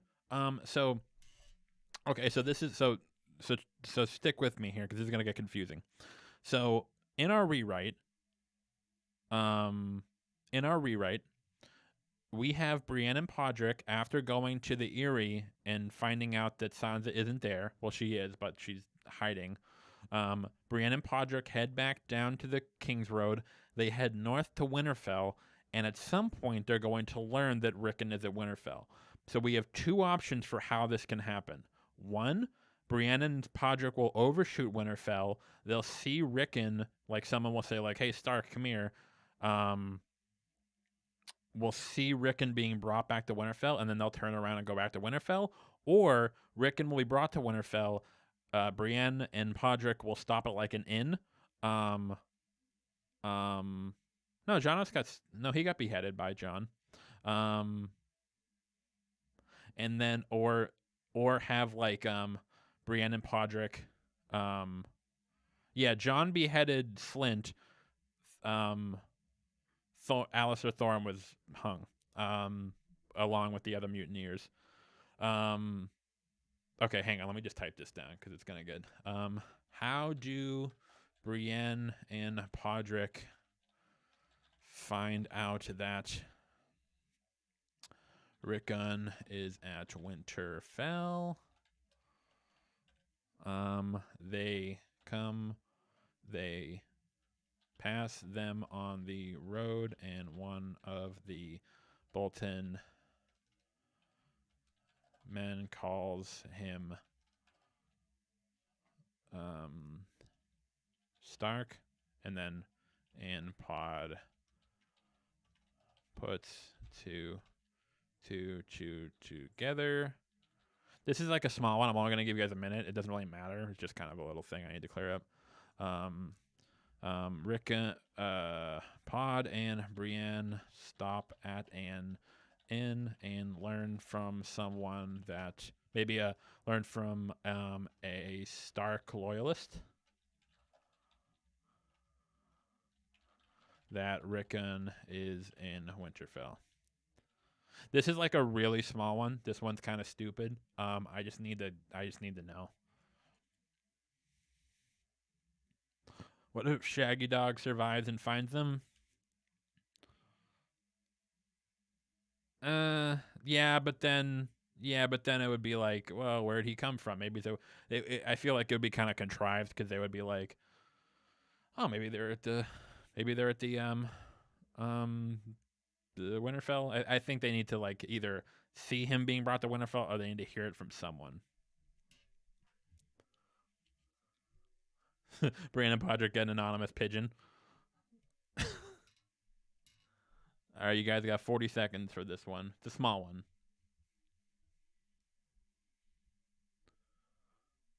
Yeah, basically, Shannon. Basically, it's a small one. Again, this is kind of indifferent. It doesn't matter. We just need Pod and Brienne to know that Ricken's at Winterfell, and then they chill there to save him, kind of like they do with Sansa in season 5. A lot of people were like, yeah, but wouldn't they still go to Castle Black to save Sansa? No, because they assumed that, like, hey, if Sansa's at Castle Black, I'm sure Jon will take care of her. And even though she technically didn't make a deal to protect Ricken, that was exactly, Adonis. They're all kind of contrived. We just kind of have to make it happen. Brienne made the promise to Catelyn when Catelyn thought that Ricken was dead, so... What if Brienne had a dream? Yeah, that's even more contrived. All right, the answer is they stop at an inn. Cool. That's, again, really small one, really silly one. Inn. This one's going to be a small one. Who is the opposing faction who wants to kill Marcella in Dorne? Darkstar. No, it's not Arthur Dayne. It's Gerald Dane. God damn it. Dane. The people of Dorne. Misk.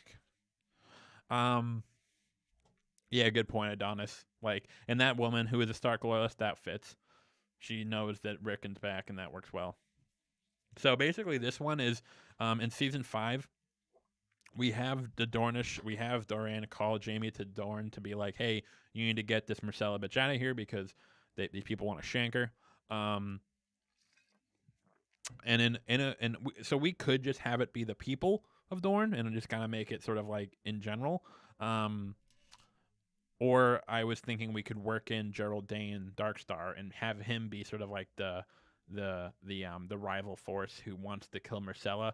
He doesn't actually give a shit. He just wants to rally the people to kill Marcella so he can take power over Doran. So this one, I'll just give you guys a minute. It's really small. Again, not that big of a deal.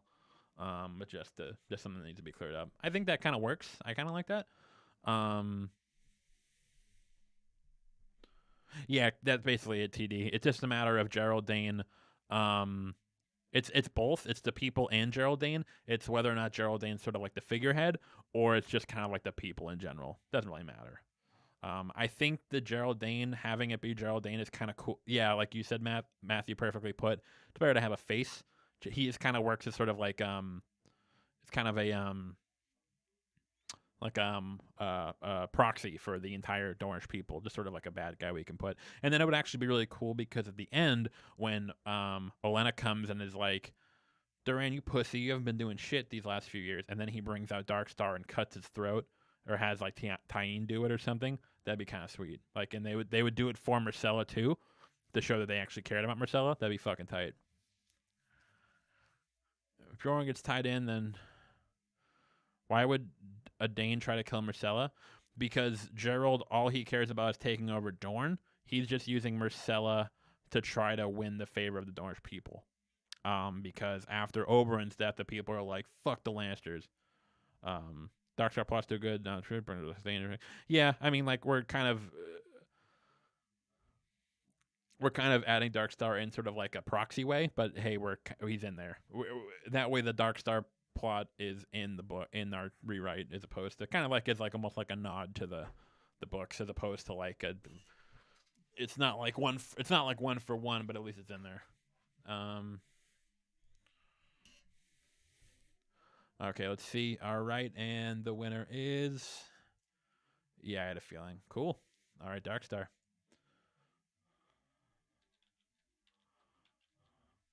Oh, here's another one. Kind of cool. Mira. Stay with Bran throughout long night. Return home at begin of season 7. So we've already gone over the fact that we're going to have Bran give Mira like a very proper goodbye. Obviously because like the way he did it in the show is kind of fucking stupid. However, that's what I'm thinking, Adonis. However, for Mira, do we want to keep Mira with Bran all the way through the long night and have her? Because I think both work. I think her wanting, my shipper wants her to stay. Well, I don't know if we're shipping them, but just kind of like her friends. But I mean, yeah, we can ship them if you want. Get some. Yeah, someone write up the Wattpad Mira and Bran. Hell yeah, what's up? So we either have Bran like, because either works bad. Either works. Either here. Let me just create the poll and you guys can vote. Either works. Either works. Either works. Either Mira. Mira has got to go home and bring back the frog forces. Yeah, that works too. She can always leave and then come back for the long night. So yeah, either Mira will, because again, it either works. Either Mira wants to be with her family, or she wants to get revenge on the Night King for the Whites for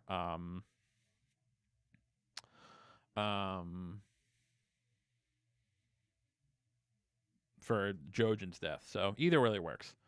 You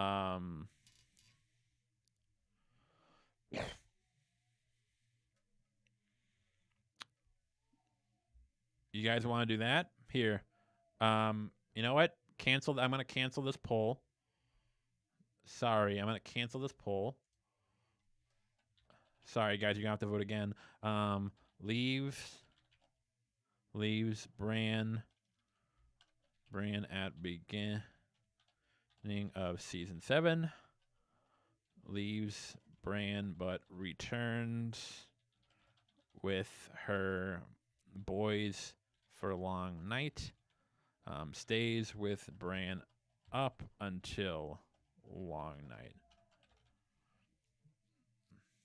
So that's a good. So there's two. So I'll give you guys another minute for this one. So either she leaves Bran at season 7 and she stays gone like she does in the show. She stays with him all the way into the long night and then she returns home, or she leaves him but then returns in season 8 with like her posse and they help on the long night.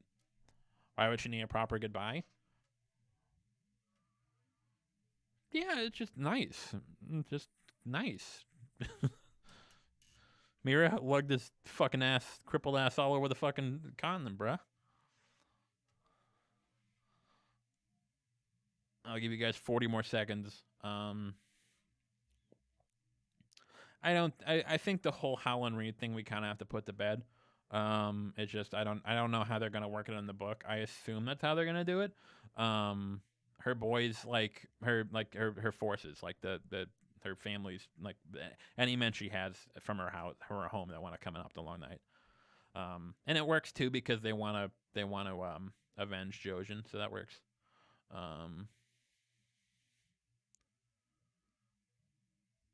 Mira does her duty, bitches. All right. So make sure everyone's voted. And the winner is. Hell yeah. So we get to see Mira leave. Mira leaves, then comes back for a long night.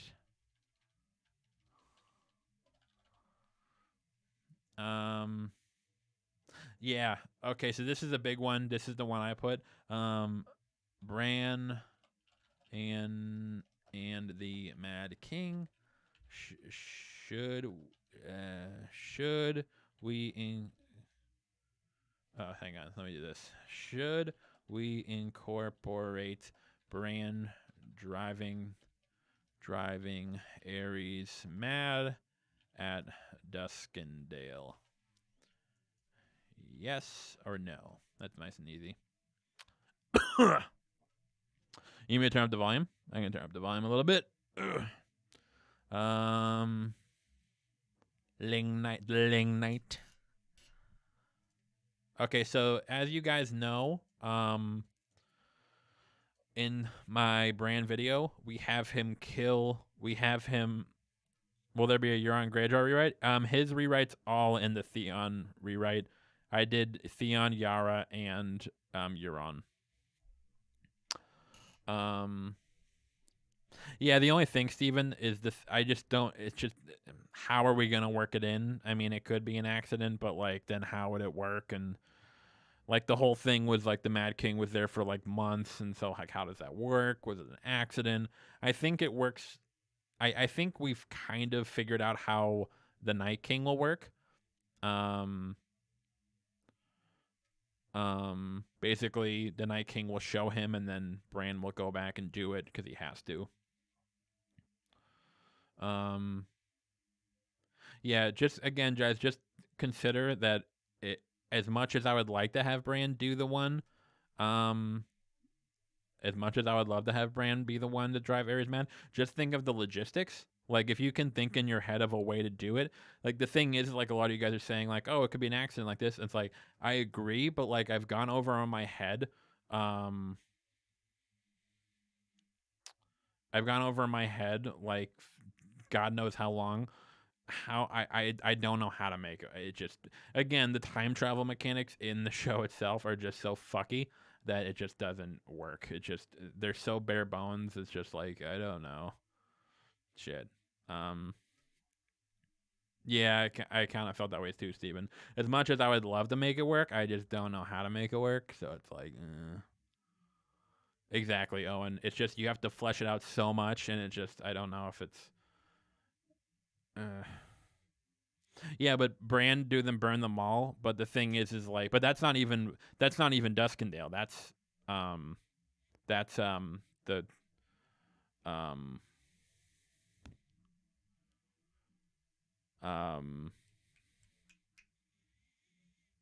the burn them all thing is it. That's not even Duskendale. That's just when he killed the people of King's Landing, and when Jaime killed him, which is kind of like, I feel like it would be kind of redundant because like we'd have like both of them happening at the same time, and it's like, that's kind of cool in concept, but it'd be a lot. I think a lot of you guys were kind of even turned off a bit by like my I think some of you guys were even turned off a bit by the way I explained having Bran kill or create the Night's King.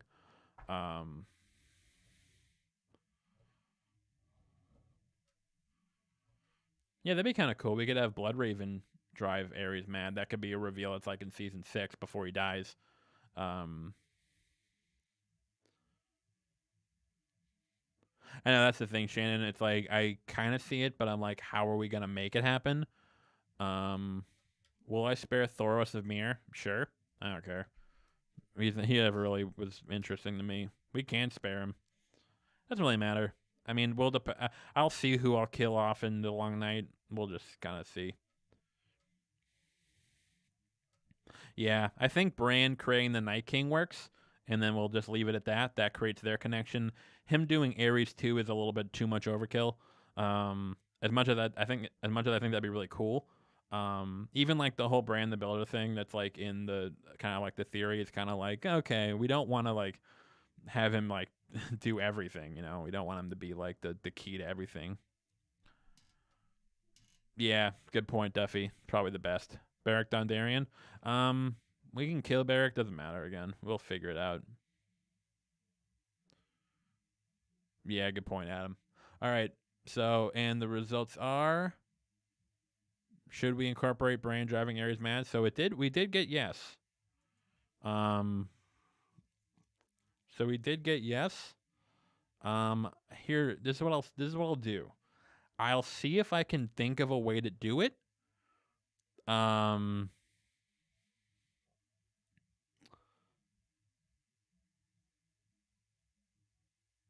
But if I can't figure out how to do it, maybe we'll just go with Bloodraven, the three-eyed raven doing it. I'll really try to find a way. Warning is Jaime's thing, burn them all. We don't even have to burn them all in we don't even have to do burn them all in Duskendale. He can just drive them nuts, and the burn them all can be later. Bloodraven, I'll do this. Bloodraven. If you add in all the very likely things, yeah, maybe I'll just kind of like do like a. And that might be actually cool if we have Bloodraven be the one who drives Aerys mad, and that's revealed in like season 6. That's kind of setting up Bran doing it for. So like basically in season 6, Bran will discover that the three-eyed raven is the one who drove Aerys mad, and he's like, look, you have to understand this is how shit has to go. I didn't have a choice. When the time comes, you have to do what it has to do. And that way, when Bran gets touched by the Night King, that's why Bran realizes, oh shit, I have to do this. Okay, yeah, that works. Okay, yeah, I like Bloodraven. Bloodraven did it. Bloodraven did it. Yeah, exactly, Matthew. And that would set up. That's how Bran knows what to do when the Night King. That's because like, oh, Bloodraven told me that this is what I have to do. That works. Cool. Again, it probably won't be flashed off, but okay. So this is going to be a rough one. We need to figure out who's going to be who in the small council. So hang on. Game of Thrones small council seats. What are the seats? Because I forget. Okay, so we have a Hand of a King, we have a Grand Maester, we have a Master of Coin, Master of Ships, Master of Whisperers, Master of Laws. Okay, so 1, 2, 3, 4, 5, 6. Okay, so we have 6 seats to fill. Yeah, okay, so let's do Bloodraven. I'll work that in. Bloodraven works. Okay, so are we all cool with Bran being here we go, hang on. Bran, Hand of the King, Master of Whispers. I'm gonna put a poll. What, the actual seat? I don't really remember that, Steven, so just remind me. Should we make Bran Hand of the King or Master of Whisperers? Oh, you can hold both positions? Okay, so let's get rid of Master of War. Let's get rid of Master of War. Wait, there is no Master of War. Wait, which one's Venom?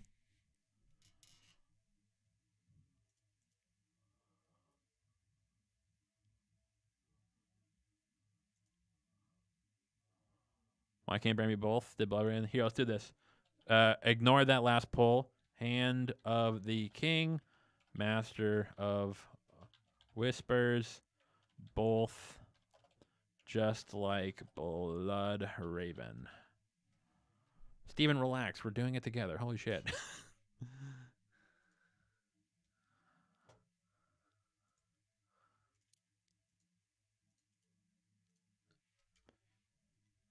No, there's no Master of War. What about Master of Ships? I guess Davos can be the Master of Ships. Davos doesn't have to stay at Hand of the King feels not set, but Whispers work still. Well, so someone mentioned that Bloodraven was both, so that would actually work well. Bran could be Master of Whispers and Hand of the King. That works. Council. Hand. Master of Whisperers. Master of Ships. Master of Coin. Do we have Bronn die? Do we want Bronn to die? Master of Coin. Master of Ships, Master of Whisperers, Master. Grand Maester. Master of Laws. Okay, so Grand Maester is obviously Sam.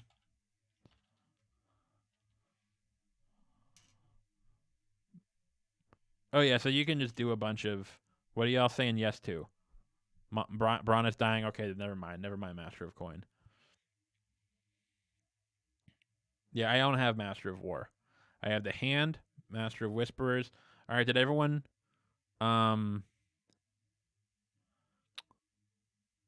Okay, so Bronn does die. Okay, I just had to remember. So, did everyone vote in this one?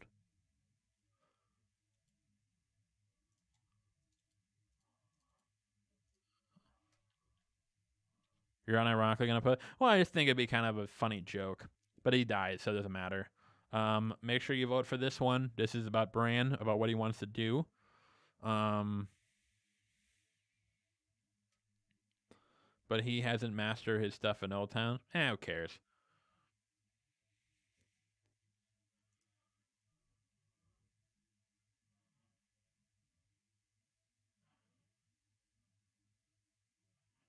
You can't lose to being the Grand Maester. Again, who else would be Grand Maester? We would just find some rando. Again, yeah, I kind of feel the Sam's like the only choice. Again, we have the kind of this is kind of like the whole thing with like Bronn being like Master of Coin. Also, remember that this is like after the war and like there's like fucking like no one left in the world. I mean, like that was the show, but I don't really think it matters. Okay, so Bran, both cool. That makes it a lot easier for me. Bran, Bran, Master of Whispers, Bran, Master of Ships. We need a Master of Ships. Again, also consider that just because Master of Ships. Any suggestions for Master of Ships? Master of Ships. I got Davos. I got Yara. Anyone else Master of Ships? Yeah, again, for Sam being too experienced, sure, he probably is, but it's just like who else would be the Grandmaster? The fucking world is like blown up. John's king, so his buddy Sam, whatever, who cares? All right, let's vote on it. I think there's only two options, so let's do Davos versus Yara. I'm kind of getting split. Oh yeah, Yara doesn't want King's Landing, does she? Well, I put it in there.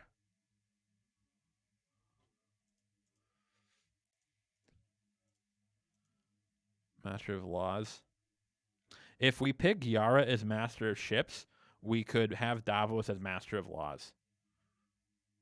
Because Davos as Master of Laws kind of works because of Stannis. I think that kind of works, right?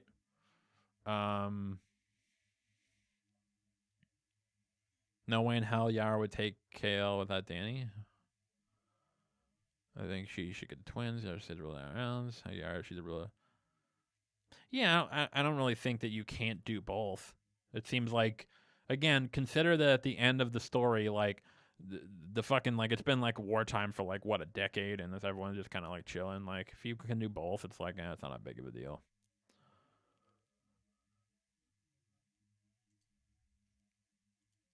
All right.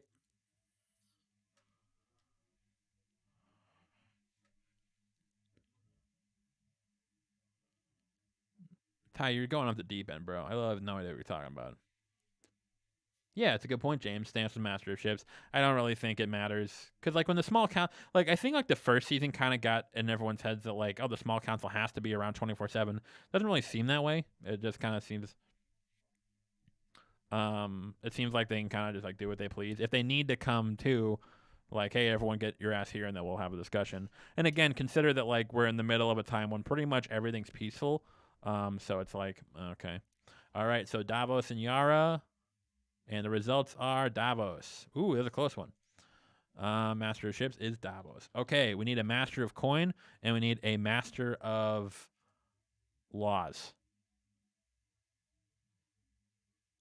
I don't know. Who's left alive? Yeah, do we want to do Yara Master of Ships, Davos Master of Laws? Yara Master of Ships, Davos Master of Laws? Because we need a Master of Laws.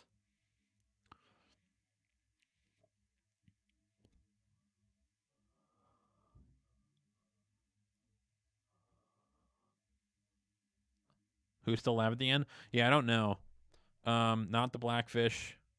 Oh yeah, Edmure could be Master of Coin.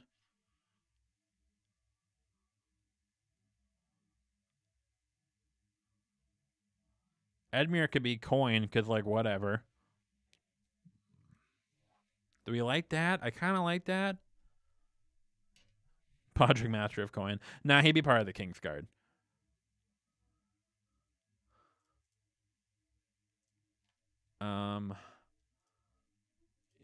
Yara Master of Ships. Davos Master of Laws. Yay. Nah. I'll create the poll. I'm going to throw it in there. I feel like Gendry wouldn't. The Master of Laws and Master of Ships just came through for those two. I like Edmure for Master of Coin. That's kind of fun. Who's Bronze? Am I losing my mind? Wait, is he not dead? Am I an idiot?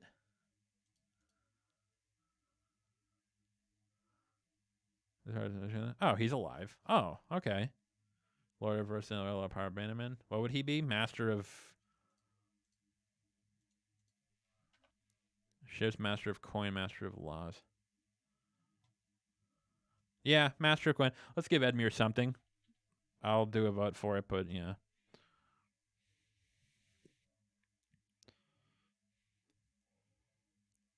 Yara can't be Master of Ships. Iron Islands be Lieutenant. We can just again all that secession crap. I don't know. It just kind of seems weird.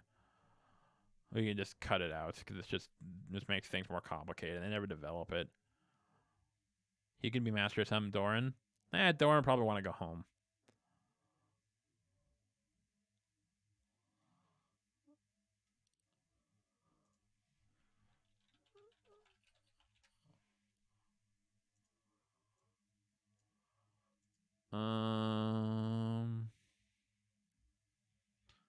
The Kingsguard. Well, the only two we have in the Kingsguard are the Hound and Again, we don't have to fill in like all the spaces. We have the Hound and we have Pod. That's fine for now, I guess.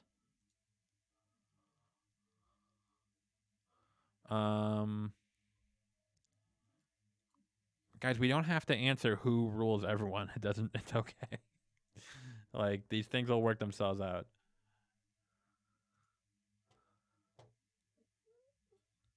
Let's see. Results? Yeah. Okay, cool. So Master of Ships is Yara. And Master of Laws is Davos. Cool.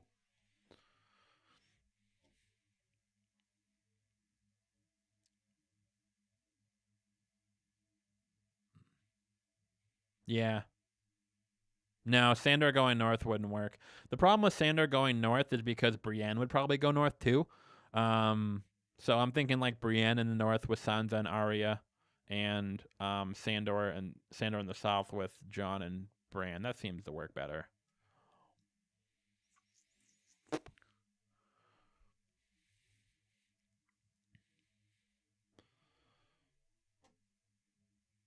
Yo, Grey Worm, Master of War. Master of Whispers? Master of War? No, Grey Worm probably fucks off. Because they killed Tyrion. See, it doesn't work in the show. I don't think Grey Worm would stick around. He'd probably just fuck off like he does in the show. See, it works in the show. It doesn't work in the show because, like, Jon goes north and then, like, he's like, okay, we're going to fuck off. Like, Jon could just come down afterwards. But he sees Tyrion get killed, and then that's good. So, how does this look for our small council? We have Bran's the Hand and Master of Whisperers. Yara's the Master of Ships. Edmure, Master of Coin. Grandmaster Sam. And Davos is Master of Laws. I like that. It's pretty sweet. Yeah, agreed, Adonis. Sandor in the north would be redundant. That's kind of how I feel. Gerard, I don't know. Guys, don't worry about like who rules. Let's not get caught up too much in that. We're just kind of doing the broad strokes. Like if there's no one there to rule somewhere, they'll figure it out. They'll nominate someone. State King in the North.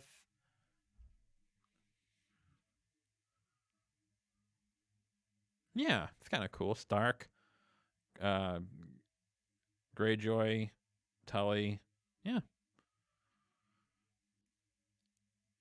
Yeah, I mean, again, guys, we don't have to like make everything like super perfect. As long as we get, again, we're just trying to like fix as much as we can. Gendry for Kingsguard.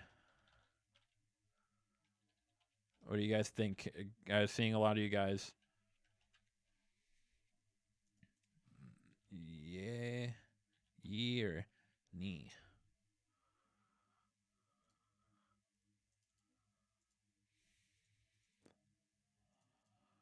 I just put one in there. Do you think Gendry should go for the Kingsguard? So at the very least, we would have Sandor, Gendry, and yeah, pretty much Adonis. That's a good way to put it. We don't want to get too deep because then we're just like and again, consider that we're writing in the role of the show. We're not trying to turn this into the books. We're just trying to fix the show as much as need. Does Bran have another personality on the show? Kind of. I mean, he will kind of start to lose it a bit towards the end. He will sort of like lose his personality just because go. I'm not doing that now. No, he's a blacksmith. What the hell? What do you mean? Yeah, but he knows how to work an axe. He's a Baratheon. Yeah, but it needs to at least make sense. Guys, just relax.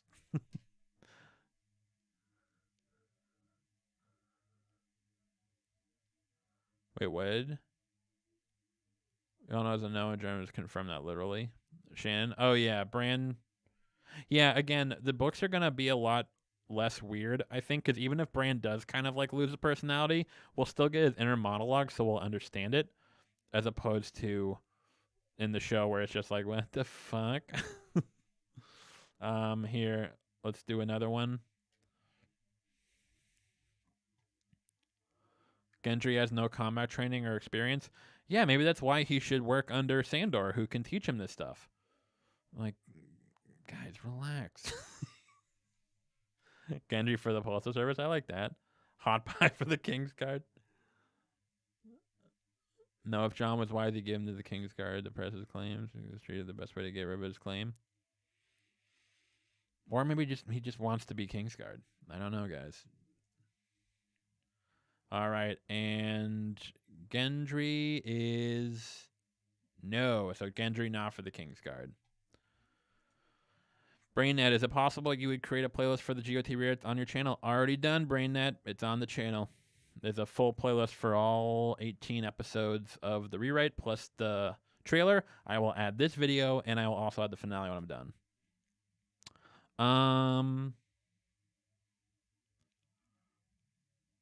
Okay.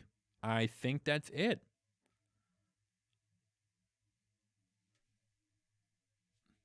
Yeah, who gets the reach? God, who cares, guys? They'll figure it out. It doesn't matter. You guys can make up your own headcanon for who gets who.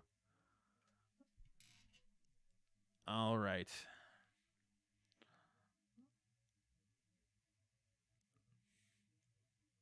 I think that is it.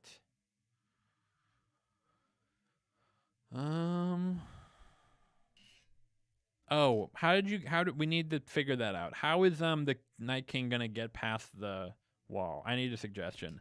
I don't care how it happens.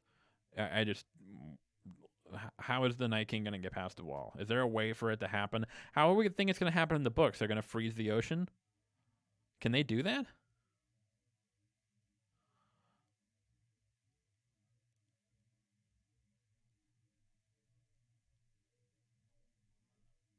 Yeah, good. That's exactly, Buck. We're just gonna be here forever, finding out who's at the very. I'm only gonna really. What, Matthew? No, we're not. No, because it's about the characters we're talking about. We don't have to worry about who's gonna happen. The castle, no one we know is a matter of. It doesn't matter. Something to do with Bran's mark. Um, the horn.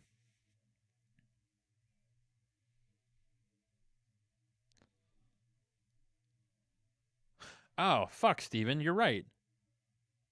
I totally forgot that. That fucking Bran, the reason that they were able to get, the reason they were, no, guys, Steven was completely right. I totally forgot. The whole reason that the Night King could get in the Children of the Cave was because of Bran's mark. And so then they just break down the wall, or they barge through the wall and they can get by it. Oh, cool. Yeah. Cool. Stephen Dillon. Sweet. Let me write that down. How does Night King get through wall? Bran mark. Hand and whispers. Whispers.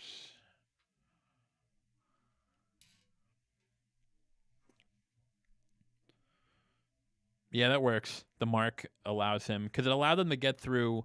It allowed him to get into the Children of the Cave, so that would make sense.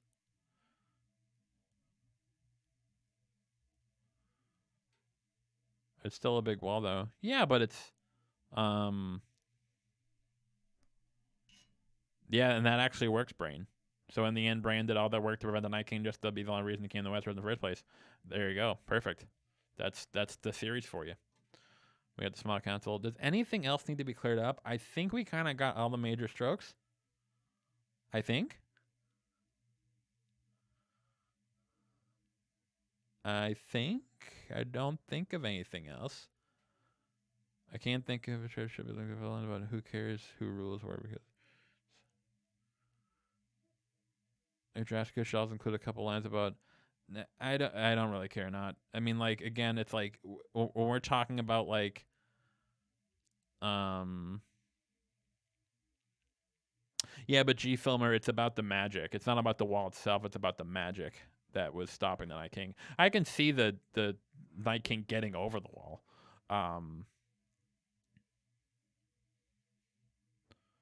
What happens to the Ghost? He'll stay with Jon. He won't. Jon telling Ghost to fuck off was so stupid. I think that's good.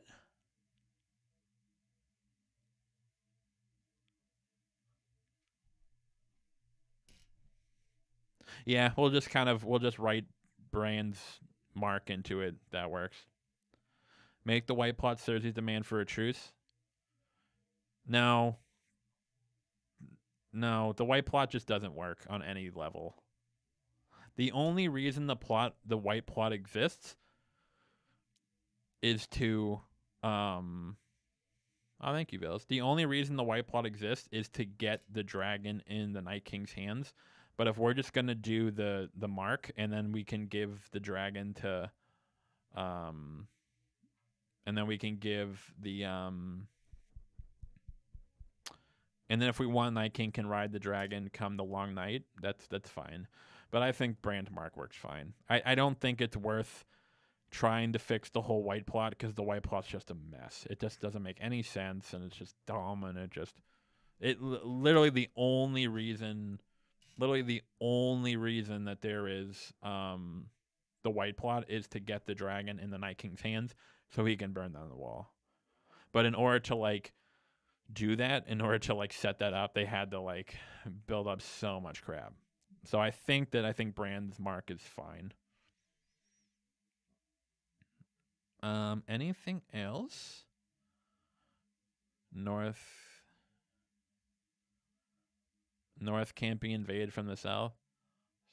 What? North can't be invaded from the south. What do you mean?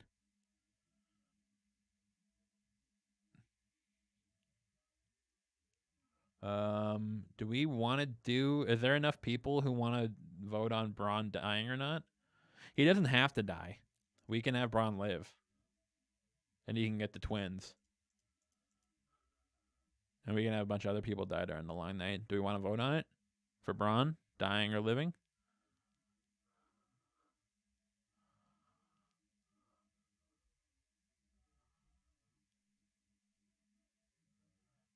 Gendry can be a blacksmith in fucking Winterfell, so we can smash Arya more. Cersei can't invade the north. We're not talking about Cersei invading the north. Cersei doesn't care about invading the north. All Cersei cares about is well,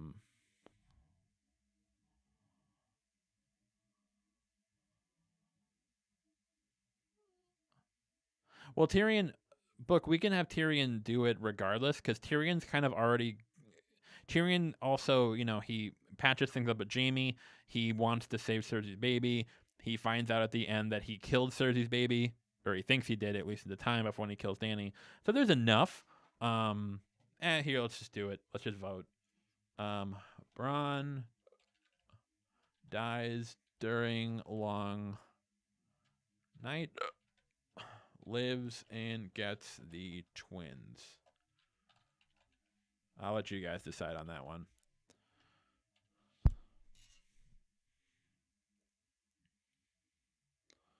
Great pull. This is Bronn's fate. Coming at you. I give you guys a minute and a half. I think that's it, pretty much.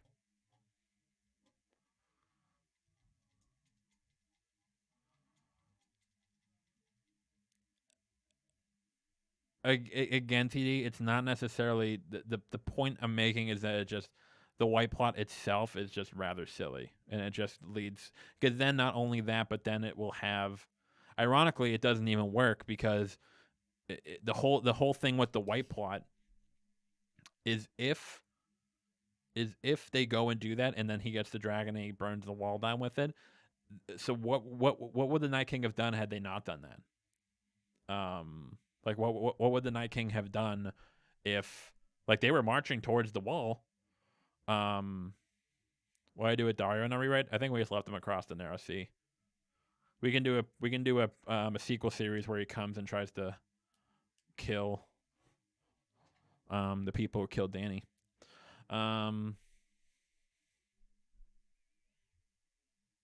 The problem with so let's say that Cersei didn't, or let's say Cersei did the white plot. But that still works with Brand's Mark. It's because now we're doing a lot of like the contrivances. Who would get Casterly Rock? I don't know. Whoever's left. Did you guys vote on Bronn?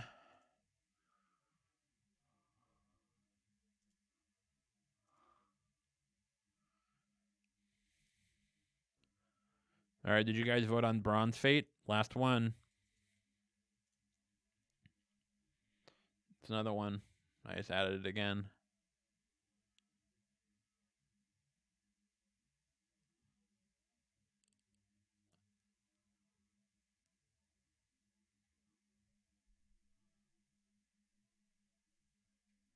We kind of fixed Dorne, not the wise.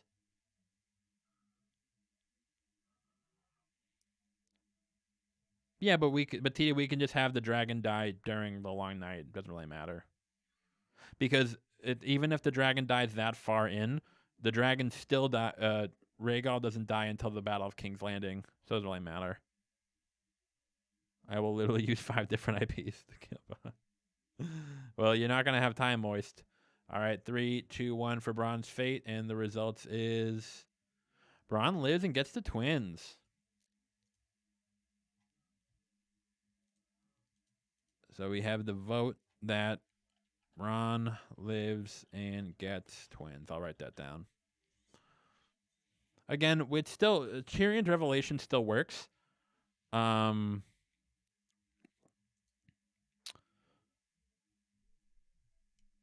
thing is that even if Bronn lives, the fact that he came back and fought side by side with Tyrion still can work for his redemption. Because there's a whole lot more going on for Tyrion, not just Bronn dying. So no one besides Jordan's alive. No, we're gonna kill some more people. We're just not gonna. We'll just figure it out when we get there. We'll just kill random miscellaneous people. Doesn't really matter. Jorah dies. Yeah, we'll figure it out. We can kill Beric. We can kill. We can kill Thoros. Oh yeah, who dies during the long night? Thoros. He doesn't die in the white plot, so we can kill him during the long night. We can kill a lot of the those guys.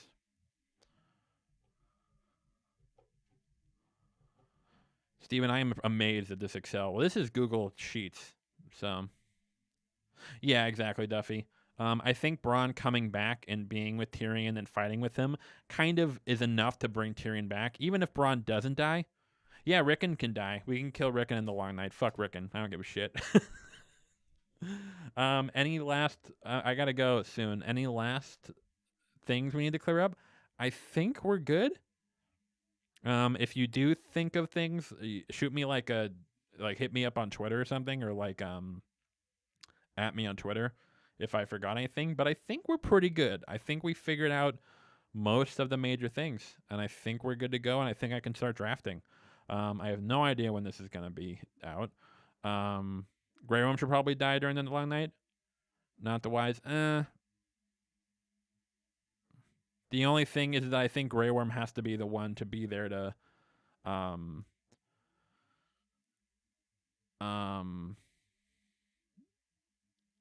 think Grey Worm being there at the end to try to goad them into killing Tyrion is important. So I think that needs to be there. Yeah. Well, that was fun. Thanks, guys. Oh yeah, Tormund could die too. We'll figure it out.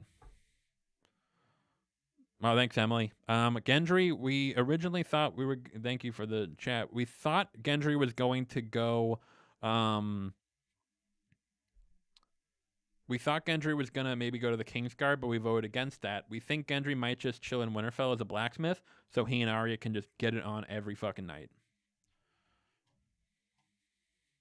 I think that works. And we don't have to, and then they can just bang. They don't have to do the whole thing with the fucking, we don't have to do the whole thing with the fucking, I'm not a lady, Gendry. I want to fuck you, but I'm not a lady. We have to marry. Who gives a shit, Arya? Just relax. You're not a fucking, 2010 Vox columnist. Relax. It's not me. That's not me. Punk ass bitch. Gendry, master of pussy, apparently. Damn straight, book. Damn straight. Why would Grey Worm not kill Tyrion as soon as Tyrion kills Dany? He might not be around. He might be taken away by others. We can figure it out. Grey Worm might be down. Grey Worm might not be next to Dany. He might be down in the people, and so Tyrion gets pulled away by other people. Not a big deal. We can figure it out. A little contrived, but whatever. Or yeah, Jon intervenes. That'd be kind of cool. Jon stops him, and then that kind of leads to the execution. That'd be kind of ironic, huh? Jon saves Tyrion from getting killed by Grey Worm, but then at the end, Jon has to be the one who kills Tyrion. That'd be kind of cool. I like that. Good call, Shannon. Yeah, Emily, you missed a lot. Sorry. All right, I gotta go, people. Thank you so much. This was a blast. Holy shit, we got a lot of done. I think we figured it out.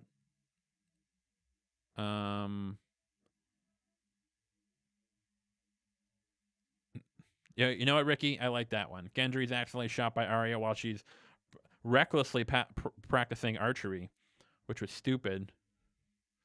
Yeah, that works. That works too at JST. I kind of like. I kind of like. I kind of like. Jon stopping him and then he has to kill Tyrion. That's kind of sweet. Yeah, and they don't have to get married.